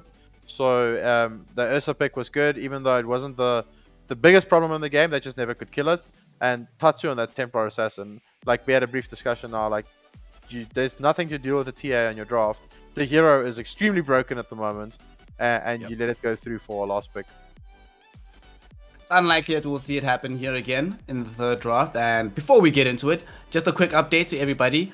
The other game that's happening right now, IDGAF, is 1 game up at present. So if things don't change in that particular series, they're the ones that are going to be staying in the tournament. And unfortunately, the side of Frostbite Esports being knocked out of it. But we'll give you a little bit of more of an update as time goes on. Because here in this series, Pingu, this time around, they ban AA, take out the Death Prophet. Haze take out DK Lion, and Team Pingu, you were speaking about this in the second game, how when your back's against the wall, you're in this kind of situation, you prefer going for comfort. Haze Gaming, give away the comfort. So now we have the Tatsu pack, specialty player, premier hero. It's already looking scary because you don't have access to your Lion, which is the premier counter generally against this hero. Yes, the lion was taken out by them themselves, and then they opted for the Dragonite ban. And then they left the puck and Team Pingu instantly picked it up. So Tatsu will definitely take that hero. I think he's their main puck player. I haven't seen them move it to any of the other lanes. So Haze should know that that's the mid lane coming out there. And the problem is Lion is usually the response to puck, but so is Dragonite. Dragonite is usually one of the mid laners that can lane against puck, and he doesn't really care about the hero. And he can match the hero's tempo on the map. Because if puck rotates away from the mid lane, Dragonite just pops the dragon form and pushes down the tower. So they've banned Lion, Dragonite, and Team Pingu go, okay, well, we're taking puck. Of course it's big. Yeah, like he just took out 2 of the best heroes against it. They banned the Death Prophet as well as a first phase pick. Just obviously isolating or evaluating that was a big problem in the first game. But now here's that Sanking pick we spoke about. Like Sanking, 100% win rate this series. Hasn't lost yet. Yeah. It's a hero that's shown in all 3 games, and it hasn't lost yet at all. I'm surprised they didn't go like Phoenix Sanking because they had 2 picks in a row, and that's what they won with as well, and that's what Team Pingu won with as well. But they opted for this Winter Wyvern pick. Any idea why? it feels a bit more defensive to me. Maybe they're feeling after the second game that they're not as confident in their ability to consistently take fights against Team Pingu. So you get a hero that even if you can't ever fight yourself, you still have that threat that Team Pingu doesn't want to fight into you. So I'm imagining this is a little bit of insurance if you end up losing the laning phase to sort of delay the game out. On the other side, I think of this hero is a lot of these heroes that we've been seeing in the offlane are these very tanky, beefy boys. Depending on the offlane duo, you can actually do quite a bit with Winter Wyvern in those situations to defend the safe laner. So that's the rationale I can imagine from their side. I It will think also it's depend more- on what they go for. I think it's more along the lines of we dare you to pick Ursa again. Dire team back. Yeah, you can't play. I'm gonna Winter Wyvern ulti someone. Radiant I'm gonna team Winter Curse back. someone standing right next to the Ursa, and he's gonna kill you for my team. So like, go pick Ursa again. We gave you Puck, but you probably want to do the Ursa again. Because Yoba has got a strange hero pool. I've missed quite a bit of the games, but I've only seen him play Gyrocopter, Anti-Mage, and Ursa. That's the only 3 heroes I've seen him play. So interesting to see what they're gonna go for him next. The Luna was taken out again. 5 seconds Um, remaining. Obviously scared of this Luna pick. I don't know if they've done homework on Pingu and they've been running this Luna a lot, but like we said, the hero has certain boxes that need to be ticked for it to look like a broken carry. They are doable, but there is situations where Luna just looks completely terrible. The Wraith King is taken out, and by the side of Pingu, they're just taking out what they lost to in the first game. What they've And lost against, yeah. yeah, why leave it in? Just now we're forced to pick Anti-Mage again, and then Dire team the back. same thing happens to us twice in a row, and then Medusa is taken out. Hmm. Does that mean It's actually interesting to me that they. I'm actually weird about that, right? Because I kind of think that from what we've seen so far today, the real sweet spot for Team Pingu is this early mid game. Yeah, give And them I'll- Medusa. You know, if you give them Medusa, I don't think Haze would pick Medusa in that situation, right? Knowing that they'd want a hero that's a little bit more active right now. There are Yeah. certain teams, like we did see EG at the major, oftentimes they'd pick this Dusa and they'd still be up the hill at 30 minutes. But that requires a very particular playstyle, and you need to be incredibly aggressive whenever you do that kind of thing. And your mid has to be some Storm, Puck, these kind of heroes, which they haven't secured for themselves just yet. We'll see what happens second phase. For Haze Gaming, right? We saw that damage was a bit of a problem for them in the previous game. How do they solve that here? They already have the Sand King, which has proven to be a very good engine for damage, but do they go back for a hero like the Lina? Wait, what did they play for position game 1? They had They had the Phoenix as Phoenix and Lion. Yeah, Phoenix was Lion. for Phoenix Lion. Yeah. Phoenix Lion, yeah. So I would like remaining. if you're speaking about this damage carry, Terrorblade has a massively high win 5 rate at the seconds moment. remaining. I think the hero is completely broken. He's also a hero that doesn't really mind if he gets dream coiled, because when meta is popped, you kind of want to stand your ground and hit people. Radiant team And you've got the Sunder obviously coming out afterwards. They go for the Hoodwink. Hey. No breaks really that they need at the moment. I guess it's a nice little lane combo with the Sand King. Sand King plus Hoodwink looks pretty good. It all just depends if Haze wants to be are we going to be the aggressors this game, or are we going to play for that 10 20 to 30 minute seconds mark remaining. again? Because that's the success they had in the first game. The Wraith King got the farm, 5 he got seconds big, remaining. and when it hit that 20 to 30 minute mark, they just completely took over the game. So if they want to copy that style, I think Terrorblade's a really good hero to go. But now they don't have much frontline. You've got Hoodwink, Sand King, and Winter Wyvern. There's some save there. Hoodwink's really squishy. Sand King is kind of a frontline hero. Dragon Knight's been taken out from the mid perspective. So they need, like you said, they get damage, get that hero Dire to team farm. pick. What's the response? Slaughter. I like Hey, you've been I wanting love this. hero. Slaughter had in the wild cards at the major had a Yeah, that was crazy. 95% win rate. Yeah. And when the tournament started, no one touched him. And I the hero, think I saw it 10 banned seconds once, but I never remaining. saw it picked the whole yeah, tournament. and the hero is good against TA. He's good against 5 Terrorblade. seconds remaining. Because those heroes are also not building Manta at the moment. They're going S and Y. So Slaughter is just such a good hero. We saw a lot of Mirana picks coming out, so it's invis. I like Slaughter a lot. It also stops you from picking carries like Terrorblade in the lane, because Slaughter can bully him when meta is down.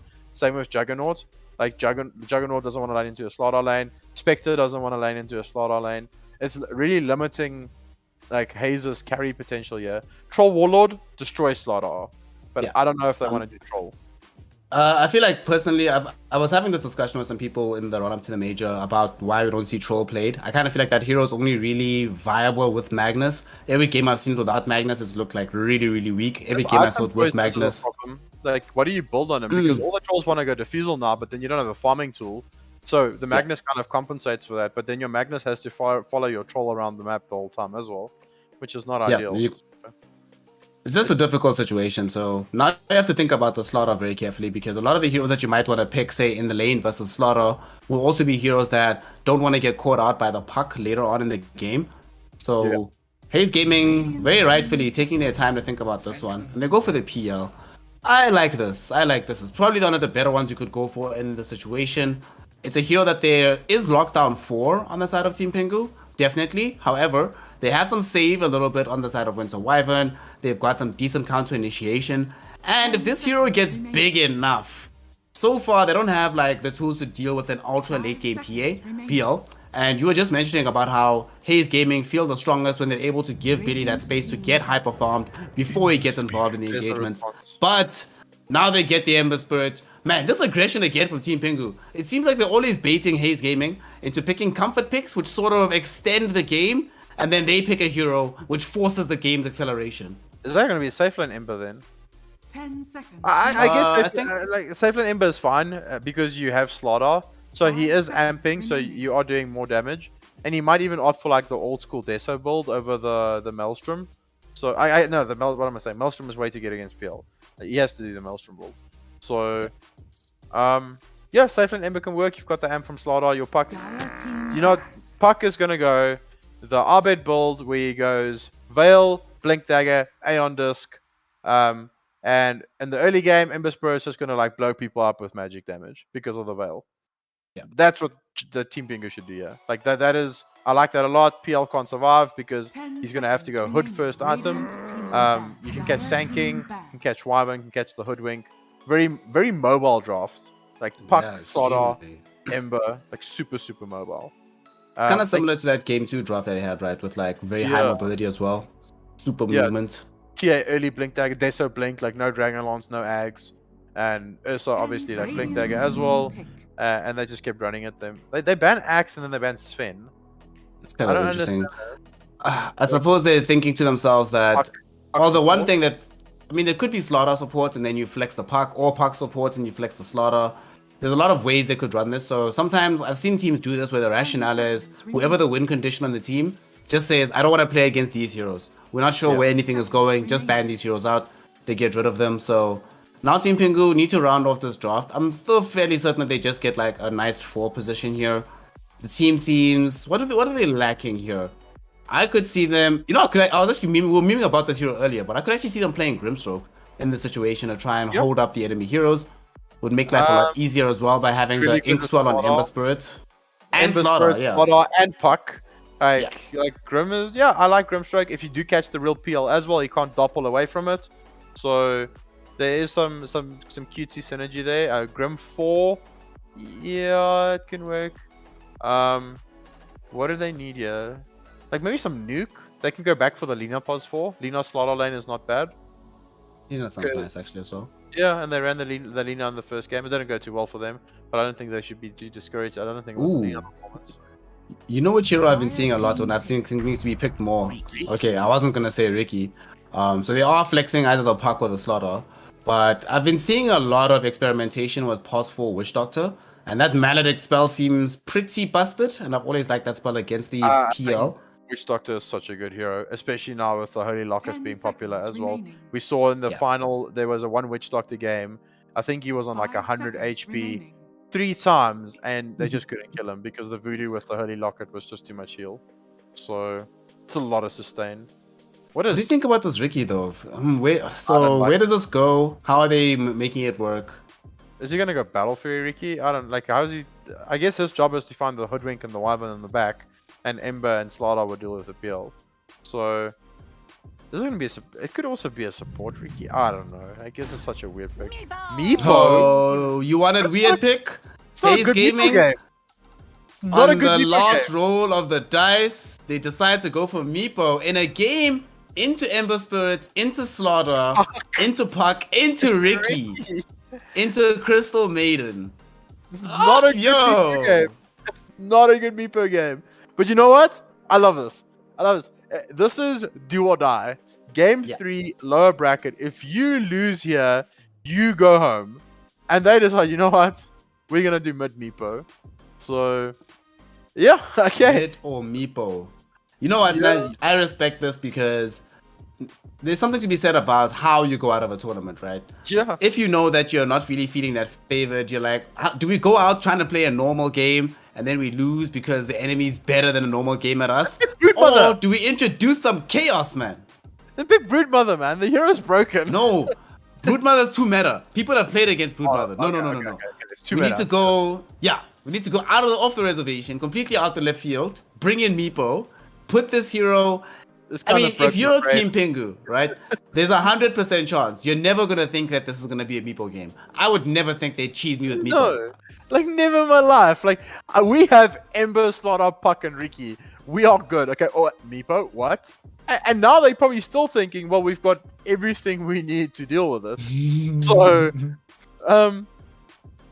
maybe he's an insane Meepo player. Like, I don't know. Like, this is going to be good. And Meepo can do some cutesy stuff with Sanking and Hoodwink, eh? I think there is some synergy there. And Wyvern can save the Meepo that's the lowest on HP. So there is some cool stuff that's going on. And that's quite a cool thing. If you called Embrace, the Meepo that's the lowest on HP, the other Meepos can carry on fighting. Yeah. Like, that is the one thing. Yeah, like, so there is like some little mechanics there that they can probably abuse. But I do think it's going to be really hard against this Ember, Slaughter, Puck lineup. So it's a support Puck. Unique is playing the Puck, pause 4. Alrighty. Support Puck, offlane Slaughter. Yeah. Ember mid. Oof. I mean, alright. If you're Haze Gaming, if you're a Haze Gaming fan, you're supporting this team, you've been with them on their journey here in EGL, you might not have thought that this Meepo pick would emerge. You might not be feeling too confident in the Meepo pick. But for Haze Gaming, no matter what, this game is going to be a story. It's going to be exciting. It's going to put a smile on our faces no matter what happens. So I'm actually pretty hype about this last pick, Meepo. Let's go, boys. I hate pick like this so much because I kind of pride myself to try and like know what the teams are going to draft. And I would have never guessed that in a million years. So... like, what do I know? Like Haze Gaming just picked Meepo last pick, and didn't ban any Meepo counters because who cares? Nope. Let's just do it. The way to pick Meepo is to let the enemy have the counters first, so that when you beat them, you prove your dominance even harder. That's the plan. That's the play here. And then for the next 3 weeks in my SA pubs, I'm just getting Meepo to every game because of this Haze Gaming game right here, right now. Oh my god. Let's see if they can do it though. This is gonna be, you know, the thing about Meepo though. Every Meepo game becomes about the Meepo. So now Team Pingu are thinking to themselves, what do we do? We haven't seen any early movements from them that much in this game, but this series they're like, nah, boys, we're smoking up. We're gonna make something happen early on. We're gonna come here. Looking for the high ground. Do they get scouted out? They do. Griffin X finds him. And he's like, let's go, everybody out. Go level up the Arctic Burner. Try to fly over some trees. And, oh, he's going to cliff himself. What a player. What a player. Good job. Good job, Griffin X. They get a ward down, though. Honestly, you got them to put a ward here. I'm actually okay with this, Dad. I'll take this. Griffin X. They could have given it to anyone. They could have given it to anyone there, and Unique is the one that takes it. I would have done the same if I was like. I mean, we remember your support play, you know. So I end the game 17 for 2, and my carry is 0 for 8, and people are like, "Well, they played well." And then you question mark the carry and say, "Why are you feeding, bro?" Always on it. Might find himself now joining his other support in the grave as he also gets taken out. That was a bit of an ambitious move, but nice patience from Team Pingu. 2 kills, and guess who they gave the second kill to? Unique as well. He's going to be the one carrying this game. He better after that. But what I'm really interested in, and I want to talk about is the PL build. So, are we going to see Hood? Are we going to see Diffusal Rush? And then the real thing is, are we going to see Shard with Octarine Core, which BSJ is not shutting up about? Because he firmly believes Shard with Octarine Core is the most broken thing you can do on PL. It is actually the most broken thing you can do on PL. The Shard, Octarine, Shard like Aether Lens, Octarine Core is super broken. I do think you can't avoid getting Hood of Defiance in this game. Just, you're playing into Ember Spirit Puck, there's just no way. Even if this Puck is a support, there's too much to deal with the magic damage, and they've still got this Crystal Maiden as well. Speaking of Crystal Maiden, Fury might be the first death on the Team Pingu lineup. Unfortunately, the jump in, very nicely done by Jobber. Body blocks Haze Gaming from being able to move forward. But yeah, the issue for this PL, he has so many items that he has to build in this game. And he has to go S and Y as well. I don't think Manto is going to be the player.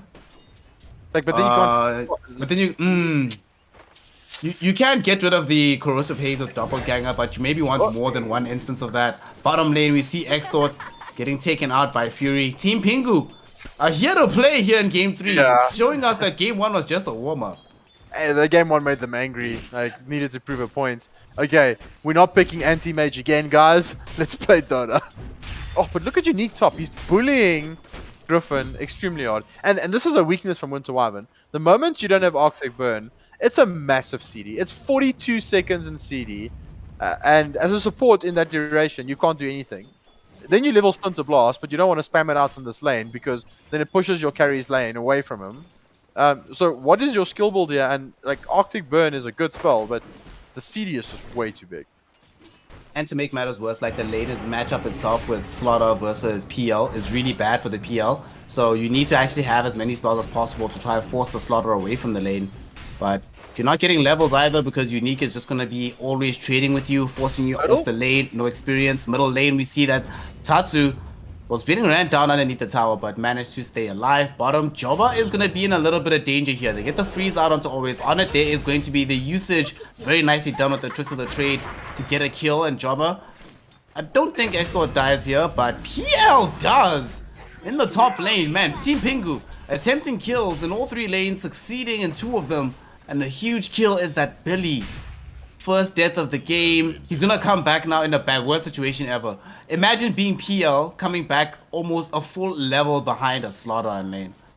Oh, even the Puck's level 3 as well. Like, it's just so much harass. A cool thing that, like, we've seen by Haze is this Meepo has gotten both water runes, and he collected the enemy bounty rune. Meepo is going to win the game. Okay, bottom we just see, unfortunately, the loss of the Hoodwink once more. But you're actually right, though. We haven't spent that much time talking about this mid lane matchup, right? The matchup itself should be fine for Tatsu. Another kill happening down bottom. Guys, relax. Chill. It's only a game of Dota 2. Give us a chance to speak! But I like it. Like, a lot of aggression, movements everywhere. PL's got his wand now, so he will be a little bit more survivable. But Slaughter just, like, all his abilities are physical damage. So, Slithering Crush is physical, Bash of the Deep is physical. So, it's really hard for him to lane in this lane with the Wyvern as a support. And the Hoodwink is going down bottom. Do you maybe swap this around? Because Winter Wyvern can throw Splinter Blast bottom way more like effectively than in the top lane. Because this is going to mess with this PL as well. I suppose one of their concerns is that even if they make the Hoodwink go top, she doesn't really do anything really in that lane against the Puck Slaughter. You see a bushwhack going out bottom onto Fury, and Exdee didn't have enough mana for a barrel strike, so they didn't try to commit for a kill there. Could have popped the magic stick, but with only 1 charge. It's okay. It's fine. Just a little Still bit of though, rest. this early game is so good for Team Pingu. Getting farm in all the lanes. They've got Billy farming right underneath his tower, unable to venture forward, which means that Spooked is about to crack 5. Once he cracks 5, Unique doesn't have to be here anymore. Even more experience for him. Just everything on the map coming up aces for Team Pingu. The one place that they might say that they would hope to do a bit better is that middle Tatsu would, in a best case scenario, would have wanted to kill the Ember Spirit, but can't have everything you want. Can't kill the Meeple, sorry. So me and Halbert had this discussion the other day because there was also a CM versus Hoodwink lane, and I was emphasizing on putting more levels into Frostbite than the Arcane Aura because of Hoodwink's base HP pool. She's only got 600 HP. So if you put more levels into Frostbite, like 2 Frostbites, and she has to leave the lane. Like, it's so... Oh wait, they're going on Ricky. Speaking of, they go on to this Ricky underneath the tower. Jobber survives long enough to get off the 1 though, and with the tricks of the trade, escapes the gank. Jobber, man, across both games 2 and 3, really been frustrating Haze Gaming with just staying alive and playing the edges, and they might want to go back onto Exdee, but Exdee instead initiates first onto Fury and they find the kill. This is good stuff for them on the side of Team Pingu because now they can skip this lane, start to play in between the waves. At middle lane though, they're trying to potentially go onto this Meepo. The rotation from Unique did come in, but there's no Dream Coil, there's no jump in from Tatsu because he doesn't have access to the Searing Chain, so they actually have no way to lock down this Meepo just yet. Yeah, so like he's kind of having a free lane. I'm interested to see what his item build is going to be because I haven't seen like much Meepo being played recently. Do you still go for like the old double Dragon Lance? You just what? The Slardar goes down. He's just like died. Yeah, they're taking. Oh, that's a lot of damage for the puck. They're taking back control of these lanes. Like look even bottom. Like Exdee is like creep skipping, messing with Fury. He's got the tranquils up, so he's kind of relying on them. But this frostbite does hurt. Like, yeah. Where's the Hoodwink? Hoodwink is rotating. Ironically enough, you know, because you mentioned that the build on the CM was to go for the 2 points in the frostbite. Ironically enough, I think that's what justifies going for the tranks in this game versus like in the previous game, perhaps. Yeah. You might need to actually use Burrow Strike to survive here. He's in a lot of danger. Nice usage right there of the dust from afar. They make sure they have the vision, get kill, and now we see that in the mid lane, we might have a kill onto the Meepo because he's fairly low. Tatsu is being dead. He doesn't have vision though. If he saw vision there on the Meepo, he 100% just triple remnants him there. This Meepo is hurting with the right clicks. Meepo's gonna come back. The Ransack's doing damage. Tatsu needs to watch himself here. Fortunately, there's no E-Blade or Blink Dagger just yet, so you can't burst him once he leaps into the river. But it's a bit of a concern, the fact that this Meepo is actually having so far a very good start to the game. So we're gonna have not a Meepo that's like under-leveled or under-farmed who enters the mid-game and dies in like a couple of hits. So give a couple of hits dying, Griffin-X is definitely on top. Fury? Oh, they're gonna catch him? Fury. They're gonna chase him down in the bottom lane. Griffin-X the first one to die as Fury now. The wait actually, and here's gonna be Joba jumping in onto Always On It, and with the frostbite slowing down the Sand King. Exdee also dusted up. He needs to retreat from this. He cannot keep this fight going. Joba has too much damage. Middle, the jump in. Meepo falling very low. Tatsu, one more right click would be enough to kill the Meepo, but he gets baited and juked out. Now he has to watch himself because he's out of remnants, and we have the young Nets coming back off cooldown in 5 seconds. Always On It, TP's in. They get the bushwhack throwing down Tatsu, and to add salt to the injury, to the wound, he jumps back in with the poof from the injured Meepo Ling, and Unique came in to try and maybe look for a kill onto the Meepo, but Winter Wyvern was there. Cold Embrace hugs the Meepo, keeps it alive, and allows them to get a kill onto Unique's puck instead. Yeah, that's what we spoke about. Like, heal the Meepo that's low, and the other Meepo is kind of just sticks onto the target, and then when he's like healed up, he can rejoin the engagement. But that was nice little jukes there.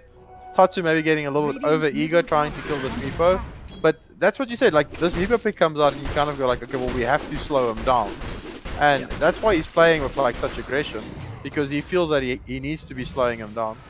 And they have stacks for this Meepo. Okay, but PL's also farms. Oh, bottom? Yoba's in trouble. You have to use Tricks of the Trade to escape there. Okay, they don't have bonus vision. They put him fairly low down. But yeah, it's all about this Meepo. And the thing is, it looks like he's going to be opting for the stat build. I mean, of course, you always start with the Dragon Lance, but I think this could be a good game even for later like SNY, Scotty builds on this hero. Despite them having very good heroes against the Meepo, if this becomes an actual Meepo game, then it becomes really hard, right? If this is an actual Meepo game, like he's really, really strong, then it feels really difficult to actually kill him in the fights. I want to see him get eggs.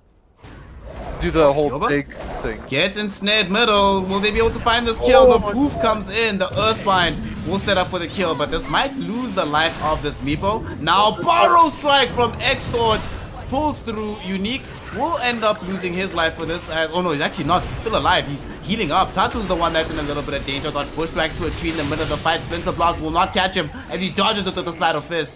In the meantime though, they end up losing Exdee, who flew too close to the sun to try and look for the bonus kill.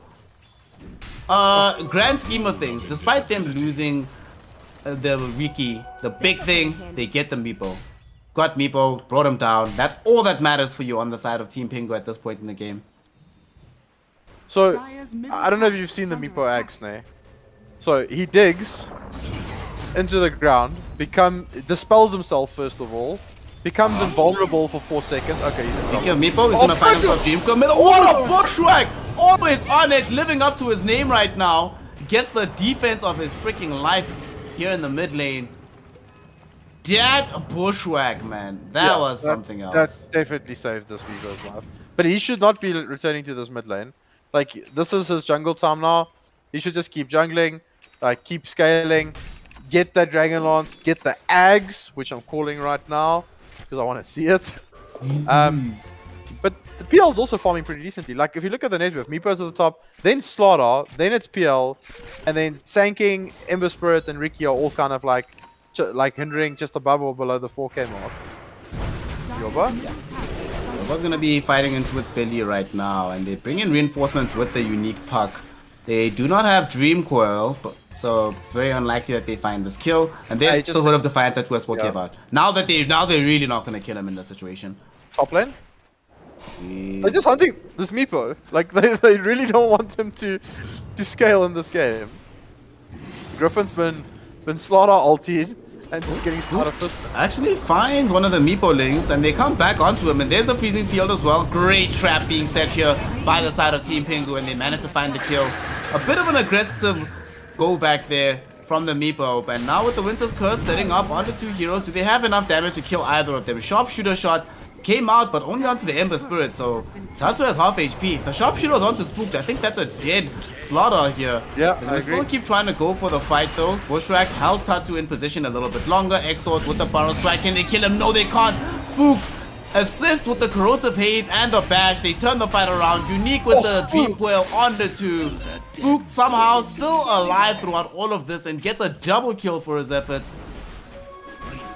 4 heroes die, all because the Meepo didn't want to retreat straight up, decided to go back and fight the Slaughter, and Team Pingu more than happy to take that fight. Haze needs to put some bodies into this bottom lane and get this tower down, because this will open the map for the PL and for the Meepo. Because look how they invaded there. They just ran straight into the jungle because there's no map pressure being applied. Their lanes aren't pushed out. So I know all the tier 1s are still up. Oh no, Extort? Middle. They tried to initiate. Extort was relying on the Meepo finding the Earthbind, but he missed both of them. He threw out the first one to try to catch Tatsu, brought in the second Meepo in with a poof, and still missed that. So unfortunately, Extort, now that they know that Epi is down, they know that there's not going to be enough magic damage for this fight. So Team Pingu will leave the tier 1 tower push middle, but not because they're afraid. Just because there's no more value staying in the side of the map. They still have somehow all their tier 1s up. And only bottom looks like it might fall anywhere near the next 5 minutes. It's so strange, like, and this PL also went Hood for survivability, so they're not going to be fight ready for quite a bit. Meepo has the Dragon Lance, so at least can find Griffin X. Feels bad. And looks like Haze Gaming actually want to force this fight. They get off the Winter's Curse. Unique. Is he going to die here? Yes, he does. Dies inside the Winter's Curse. At the same time, though, they bring down Hoodwink. Fury ends up losing his life. The chase down onto the Winter Wyvern was good enough, but now Meepo surrounded by Ember and Slaughter. The worst place to be. Can he poop out in time? No, he cannot. Triple kill for Spook. Extor try to help him out with the Burrow Strike, and Tatsu's very low. Not gonna die here. TP's out in front of his face. Oh man, that's definite. You've earned yourself that tip, Tatsu. Well done.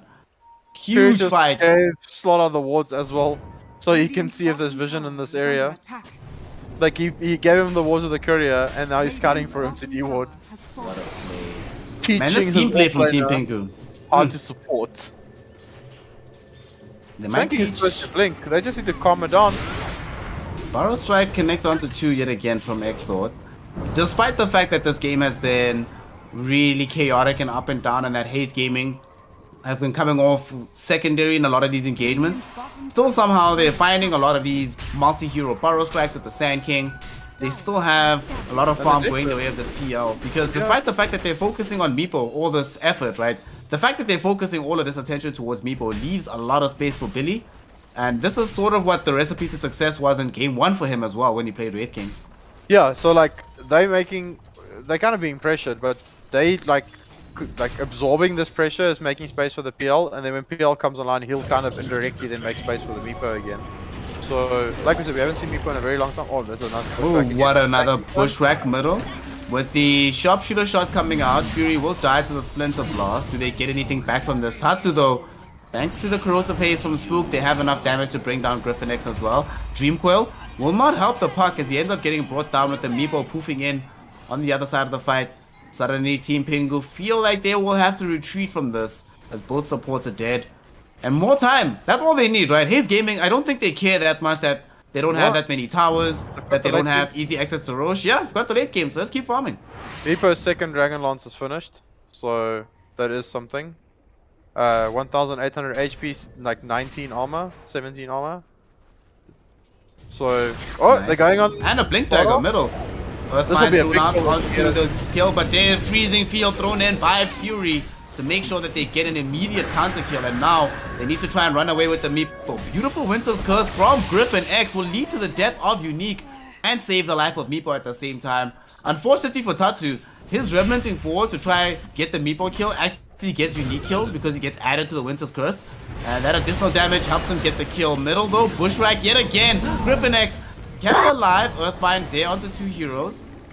But sharpshooter shot thrown out, Tatsu will be able to dodge it. However, even though they were able to get these kills, Team Pingu with all these resources committed and heroes low on HP can't really push forward anymore. And it's So more we're time right back to for square PL as one. well. Yeah, it's more time for PL as well. I think his defusal is flying out right now. 17 minutes with defusal is not a bad timing at all. He's top net worth in this game. So they are stalling this out. They do have tools to deal with it. Oh, Tatsu's quite low. If Exdee finds him here, he can kill him. They're running at the Look for it Meepo. here. But they really want to try find this Ricky in the top lane. They get the Bushwhack, Dust will be there. Earthbind underneath the tower, they've got him. And look where Exdee is positioning himself. He's making sure that there is no way that anybody from Team Pingu can come in for a defense. We'll still go for potentially for an initiation here. But Tatsu, now back to full HP. He wants to re-engage the fight. Side of Fist thrown out with the steering chains. Exdee falling low, but a beautiful diffuser. Look at the mana burn damage from the PL. Ember Spirit's falling low. Ember Spirit's gonna die. Unique got a huge Dream Coil off, but unfortunately loses his life as well. Two heroes down here in this top fight. And will they be able to get them more? Billy rushing for Fury, burns away all his mana, gets his life as well. PL is online, baby, in the early game. That was just so aggressive by Tatsu. I don't know why. Like he jumped in there, the PL burned to his mana in like 5 shots. But also look at this Ember's items. All this brawling, all this hunting this Meepo has cost him net worth. He's on 6.5k net worth. He's got a javelin, and he's obviously got the Orb of Corrosion, which is a viable item. But he doesn't have this Maelstrom yet, so can't deal with PL yet. He will have it in 10 gold, so when like he'll respawn and instantly pick it up. But he's been playing so aggressive, and there is a Veil on the puck. We spoke about the Veil, so it is amping the Ember Spirit's damage. With the Maelstrom now, like that's a little peak for them. Oh, they see the Ricky. Oh, they're gonna catch him. Found rubber. Line net. They don't have the dust on this Meepo, however. It's only sitting on one of the supports very far back. So, unfortunately, even though they passed it to Exdee, they can't get the jump forward. That would have been very dangerous if they found the Earthbind. It's starting to get really scary. They're actually going forward. They know that he's still here. Exdee has dust, pops it. Oh, he gets it, but he didn't get the vision. It's nighttime. He couldn't see him. He couldn't see him. And on the other side of the map, they found Billy. What happened? Oof. That is a field pad. I don't think PL should be falling in that area at the moment. Like, he should be hitting triangle, but I guess Meepo is clearing that space. But the Ricky running around your bottom tower by himself, no reactions coming from the enemy team. Are they going to go Roche? They do have a slaughter. I guess there's no other damage though, really. I guess, yeah, I was about to say that, like, the issue is that they have Slaughter, but who's actually going to do the hit onto Roche? Joba still bottom. Ricky, great with tricks of the trade, damage in the fight, but just sheer right-click, not necessarily #1 in the game. And this Ember Spirit, like you mentioned, is really underfarmed. Ricky actually going to get jumped on. Blink Dagger revealed by our young Meepo. W7. Oh, Meepo is actually so good against Ricky. Like, it's so good. He just can't do anything. He can't blink strike. He can't tricks. Like, he just has to wait for the duration and hope you mess up. Oh, Ivan? Up middle. They want to try and find a quick grab onto Billy. Billy did manage to avoid it with a beautiful doppelganger. Now the Winter's Curse holds back the Ember Spirit as well as the Slaughter. Jump in from the Meepo, but he walks into a freezing field. There's a lot of damage in this fight. Exdee kept alive by the Cold Embrace, and they actually managed to kill Fury with the Sandstorm. Now the fight is really on. Ember Spirit gone away thanks to the Griffin X damage with Billy throwing in these right clicks, and now Billy helps to get a kill onto Spooked as well. Wicked 6 streak ended. And it's a goal picked up by the PL. That cold embrace with the Meepo, like I told you, like there's little cutesy stuff they can do here, like keeping him alive. He got out from that engagement. He did not die. And they can go into the Roche pit now. There's no Ember and there's no slot off for 33. Meepo can go back to base. Does he have a teleport scroll? I don't know if it's on CD, but if he buys one, he can have one. And they can go Roche. Meepo destroys Roche. Double Dragon Lance. Got a Blink Dagger now as well that we didn't speak about. But Billy on this Phantom Lancer, he is opting for the Manta this game. I guess it's good against all the roots. It's additional debuff for the Slaughter. And then he'll probably, like, after Manta, he'll pick up the Shard, and then we hopefully will see that Aether Lens into Octarine Core coming out afterwards. But sure, I think...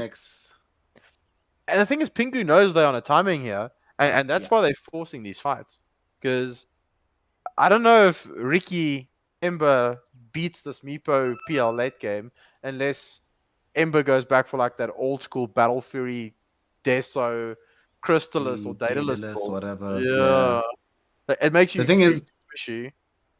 Yeah, I was about to actually say that, like, the squishiness is going to be a huge problem, right? Because he does not only have to contend with damage between the PL and the Meepo, but Griffin X has just been having a stellar performance. The Winter's Curse, holding back the initial fight, the Cold Embraces in the follow-up fight, the Arctic Burns. The fact that you're going to have to deal with this Winter's Curse throughout the game as this Ember Spirit. So even if you do go for that hard right-click build, it makes you more squishy, and it makes you much stronger against your team. If anybody gets cursed with you nearby, you just destroy them. Yeah, I would like to see always on it, like maybe hold his spells for a little bit longer in these fights, because he's constantly hitting like the Winter Wyvern Curse while the duration is still like halfway through. So maybe just hold the combo there for a little bit. The Acorn Tree Plant lasts quite a long time. Just plant the tree and wait for that duration to go off, and then you throw your shot, or try and channel the sharpshooter with the Wyvern ulti and time it correctly. But like they're losing quite a bit of damage by overlapping those two combinations. And here they go again. Pingu. Yep, they're gonna come again for another fight. I was about to say that they do not want to sit back and farm. They're like, well, we do not have the late game advantage. If we're falling behind now, then the game is over anyway. So let's go for something. They find Griffin X, manage to burst him down. Again, not really an important hero to be lost. So if they don't get this Aegis, it's really bad. So they need to get the Aegis, need to get more on the map.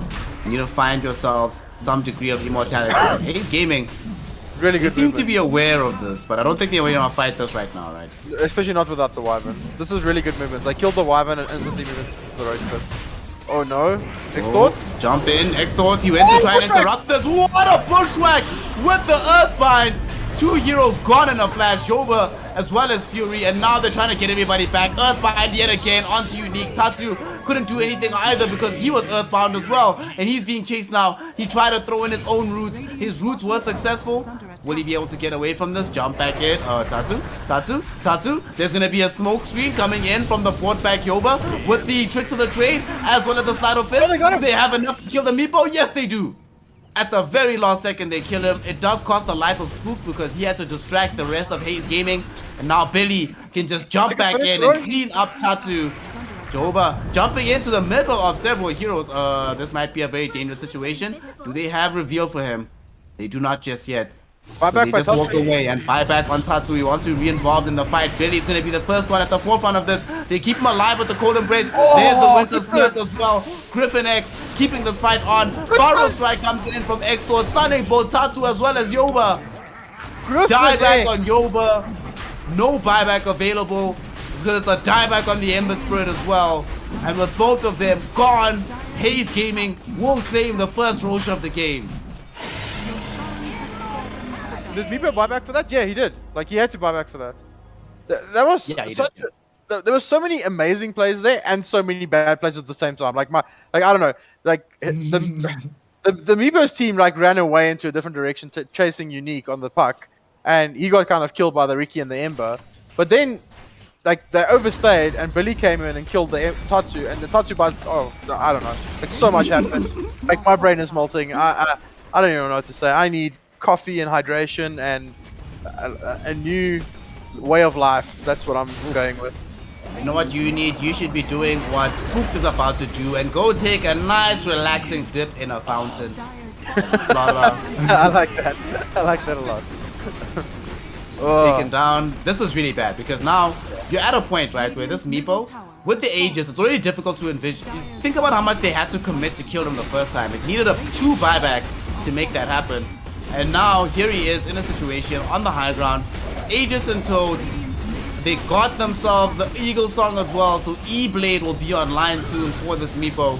And Team Pingu, they thought they had enough, but they tunnel visioned a little bit too much on the Meepo, and as a result, they now might not have the tools to deal with both Meepo and Billy's PL. And Exdee gets a barrel strike with the epicenter onto Tatsu.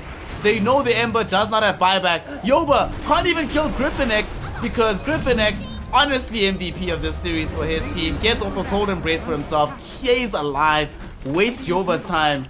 If Yoba was next to the Ember Spirit, maybe the Ember lives. Because he's not, Ember dies, the lane of Rax is gone, and Haze Gaming, with this Meepo strat, might be able to find themselves a victory, notAhero. They just tunnel visioning onto this Meepo way too much. Like, anytime you see an AA or Winter Wyvern come out in a draft, you usually pick these jump heroes like Ember Spirit, Storm Spirit, Void Spirit. They've got the Ember, they've got the Riki, but they're not jumping this Wyvern. They're just jumping straight onto this Meepo. They have to take this Winter Wyvern out of the team fights because he's just causing way too much chaos. He's setting up for Exdee on the Sand King to hit multiple hero stuns, and it's just keeping this Meepo alive. It's keeping the draft going, and it's just looking so good. They're playing this really well, but also, like, Pingu need to calm it down a little bit. I think, even if it goes late game, there is still win conditions for them. It's going to be hard. Oh god, this is the best case scenario. They found Meepo. They found Meepo. This is it. They have the damage. They've got this kill. The first life will be taken easily. The question is, oh wait, no, there is no second life because the A just got popped. Yeah, so it got popped in the base. Now Dreamcoil slowing down Griffin X. There was a Winter's Curse from him, so this actually is going to lead into a death onto the Winter Wyvern as well. Spooked in the meantime, also finding the Sand King with the stun, and the Corrosive Haze is out. Exdee does find 2 heroes stunned up, which will lead to the death of Spooked. That's actually so smart from Haze Gaming. They popped the glyph of fortification during the fight for the multi-shot, to make sure that they get the damage out onto the Sada. So smart, it gets a kill. Unfortunately, they lose 3. Look at the map. Look at PL. Illusion's bottom and Illusion's top.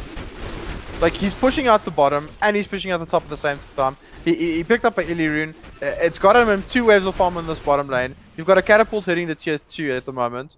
And Pingu hasn't taken the outpost back. They're losing XP because of this. This outpost XP is not a joke. You can't leave it for like a 5-minute duration and not claim it back. Is Fury going to take it back now? Yeah. He has to. So, yeah, he has to. Yeah, I mean, look at the difference in levels, right? The highest level on the side of Haze Gaming, we're going to exclude the Meepo for obvious reasons. We have a level 20 PL. First of all, they're only dealing with the level 18 Ember Spirit on the side of Team Pingu. And the thing is, or generally speaking, we see these Ember Spirits, these puck-style heroes, able to counter out the PL by playing hyper-aggressively into him, playing at a tempo that he can't match. But if he's the one that's extending the lead right now, once he gets hot, for example, what do? There's no Ancient Apparition on their side to allow them the ease of damage. There's no Witch Doctor for the Maledict. He gets hot, then he's a big boy. Team Pingu, like, he only dies. Okay, here we go. Here's how he dies, right? He gets Corrosive Hazed. During Corrosive Haze, he gets full comboed by Ember, while he's silenced by Unique, while he's frozen and freezing field by Fury, and there must be tricks of the trade with Smokescreen. And he must be hands off keyboard. They need and Ember has an Axe with a refresher shot to chuck 8 remnants on top of him. Okay, yeah, that sounds about right. Yeah. Did you see that at the major? The 8 remnants. No, so funny, yeah. like 4 remnants refresh, 4 remnants just blow the oak up. Like, I was like, what's going on? Mind blown. And I really want to do that every single game I play Ember now. It's just like insta killer carry with 8 remnants dropped on top of it. I mean, I feel like our pubs are already ruined after this game, right? Haze Gaming demonstrating that you can get away with Meepo and PL in the same draft. Oh my gosh. Just take the Winter Wyvern out of the equation and you're good. But actually, going back to this Winter Wave that you mentioned, right? It's not just the Ember Spirits as well as like the Riki. They also have Puck. Puck is one of the most best heroes, generally speaking, of bringing down the Wyvern.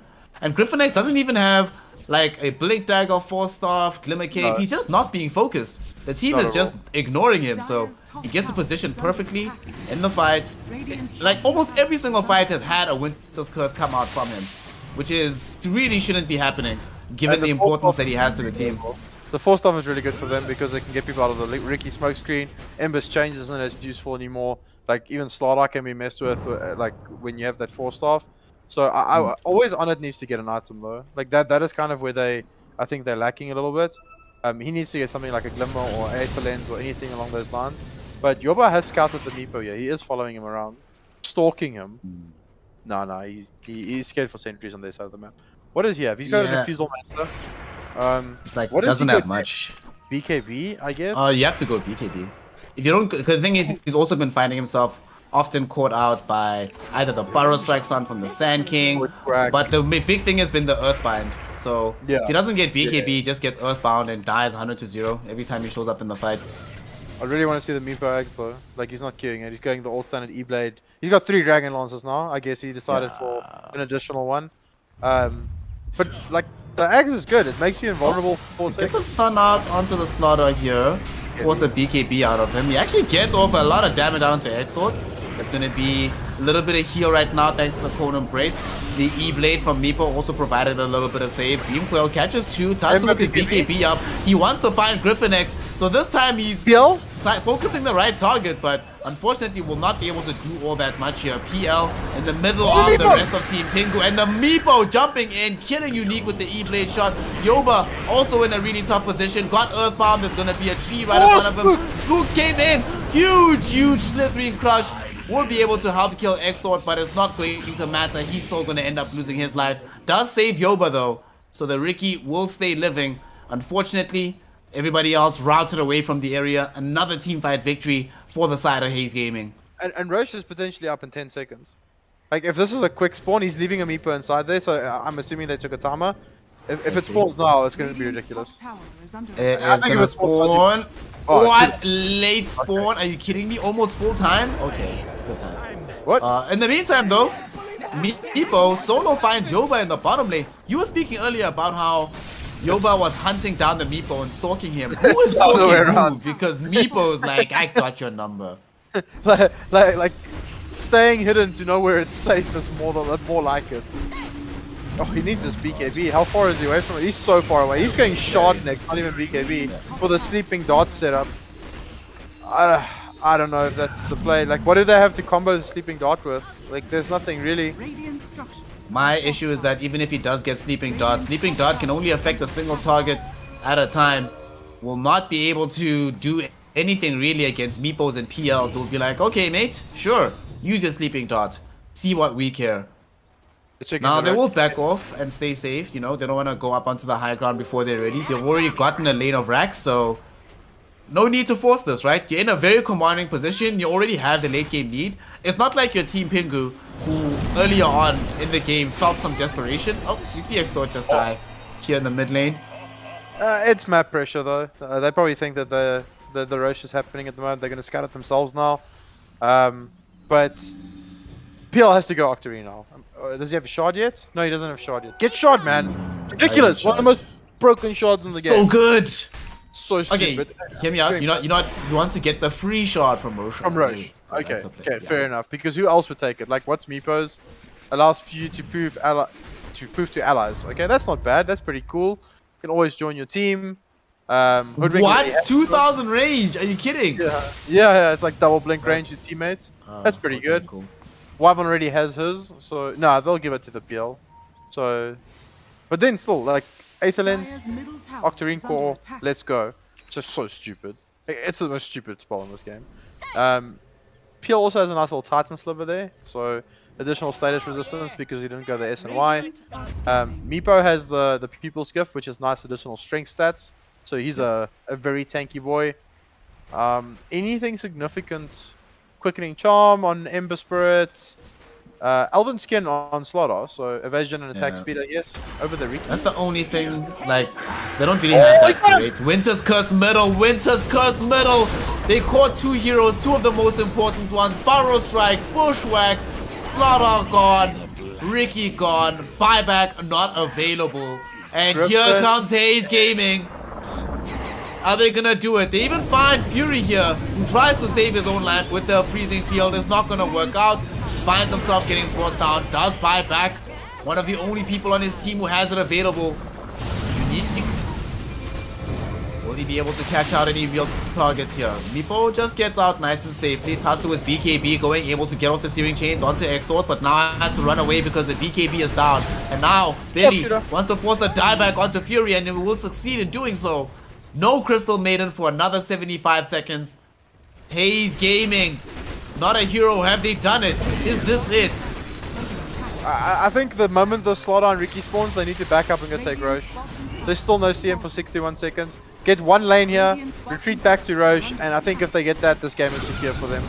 Like, what a performance. Like, game 1, very good performance by Haze Gaming. Game 2, it looked like Pingu was like, okay, game 1 was a fluke, we are back. But Haze Gaming just proving that no flukes tonight. They are looking so good. And the problem is, Pingu is far away from a lot of items to change this at the moment. Pucker's going a Shiva's Guard. Ember Spirit's still 2,000 gold away from he's 1,000 gold away from Ags, but then he doesn't have buyback. What's the buyback status like? We have a look-see there quick. It's only him and Unique that have on the team. Yeah, so he can't even buy out at Ags. Yeah. Oh. There's a shard. Give it to And PL. now Roche gonna get taken. The PL will have access to, well, nothing because PL is not here. Somebody give him the shot. Give him the shot. There we go. They give him the cheat. Wait. What? Give him the shot. Griffin. What? Griffin. The There we go. There we go. Okay, There we okay. go. Get rid of a slot, man. Because the one was like backpacked because of the cheese. Didn't have a slot, so he can go Octarine core now, and then PL doesn't even have to be in these fights. He just stands in the back line, chucks out lances the entire time, and it's the most annoying thing because the shard illusion does additional damage. So it's completely stupid. Like, it's so dumb. What's crazy about it is that normally if you do build up into the Aghanim Shard with the Aether Lens, you go for that build with Octarine, and that's where the bulk of your damage comes from. In this situation, the bulk of his damage is primarily right click, so this is just a bonus. You'll be having a hard time dealing with Spirit Lance, but even if you close the gap, you can't really fight into this PL anymore. Slaughter, jumping onto Always On It. Very weird to replace the jump because Tatsu gets jumped on the high ground. Meepo! The initiation onto Ember Spirit, they get the full kill. No BKB comes out. And now they're looking for the third and final lane of racks. They will be able to claim it. Mega creeps for Haze Gaming. And not just megas, but they're close to getting the game. Meepo, yet another jump, finding Spook. Spook does stay alive a little bit with his BKB, but it's not going to help him as the Winter's Curse holds him in place, gets the damage out. This X from the Meepo, W7, pulling through like a hero. It gets the kill on Ember, it gets the kill on Slaughter, forces the buyback, here's the Hail Mary, Hex again onto Unique. There's buyback on the puck, but very little follow-up. They're gonna jump back onto Yoba. They do find the Winter Wyvern kill. Yoba though, surrounded by these people. Can he escape? No, he cannot. Billy gets the first hit back because of course he does. Ricky buys back, Puck buys back. This is it. The last fight, the Hail Mary. If something's gonna happen, it has to happen now. They bring down the Hoodwinked. There is buyback available. Exort jumping in. The Ancient is falling slowly but surely. Do they have the damage? Haze Gaming trying to bring it down. They're not gonna lose the Meepo. They're not gonna lose the PL. Instead, they're gonna win the game.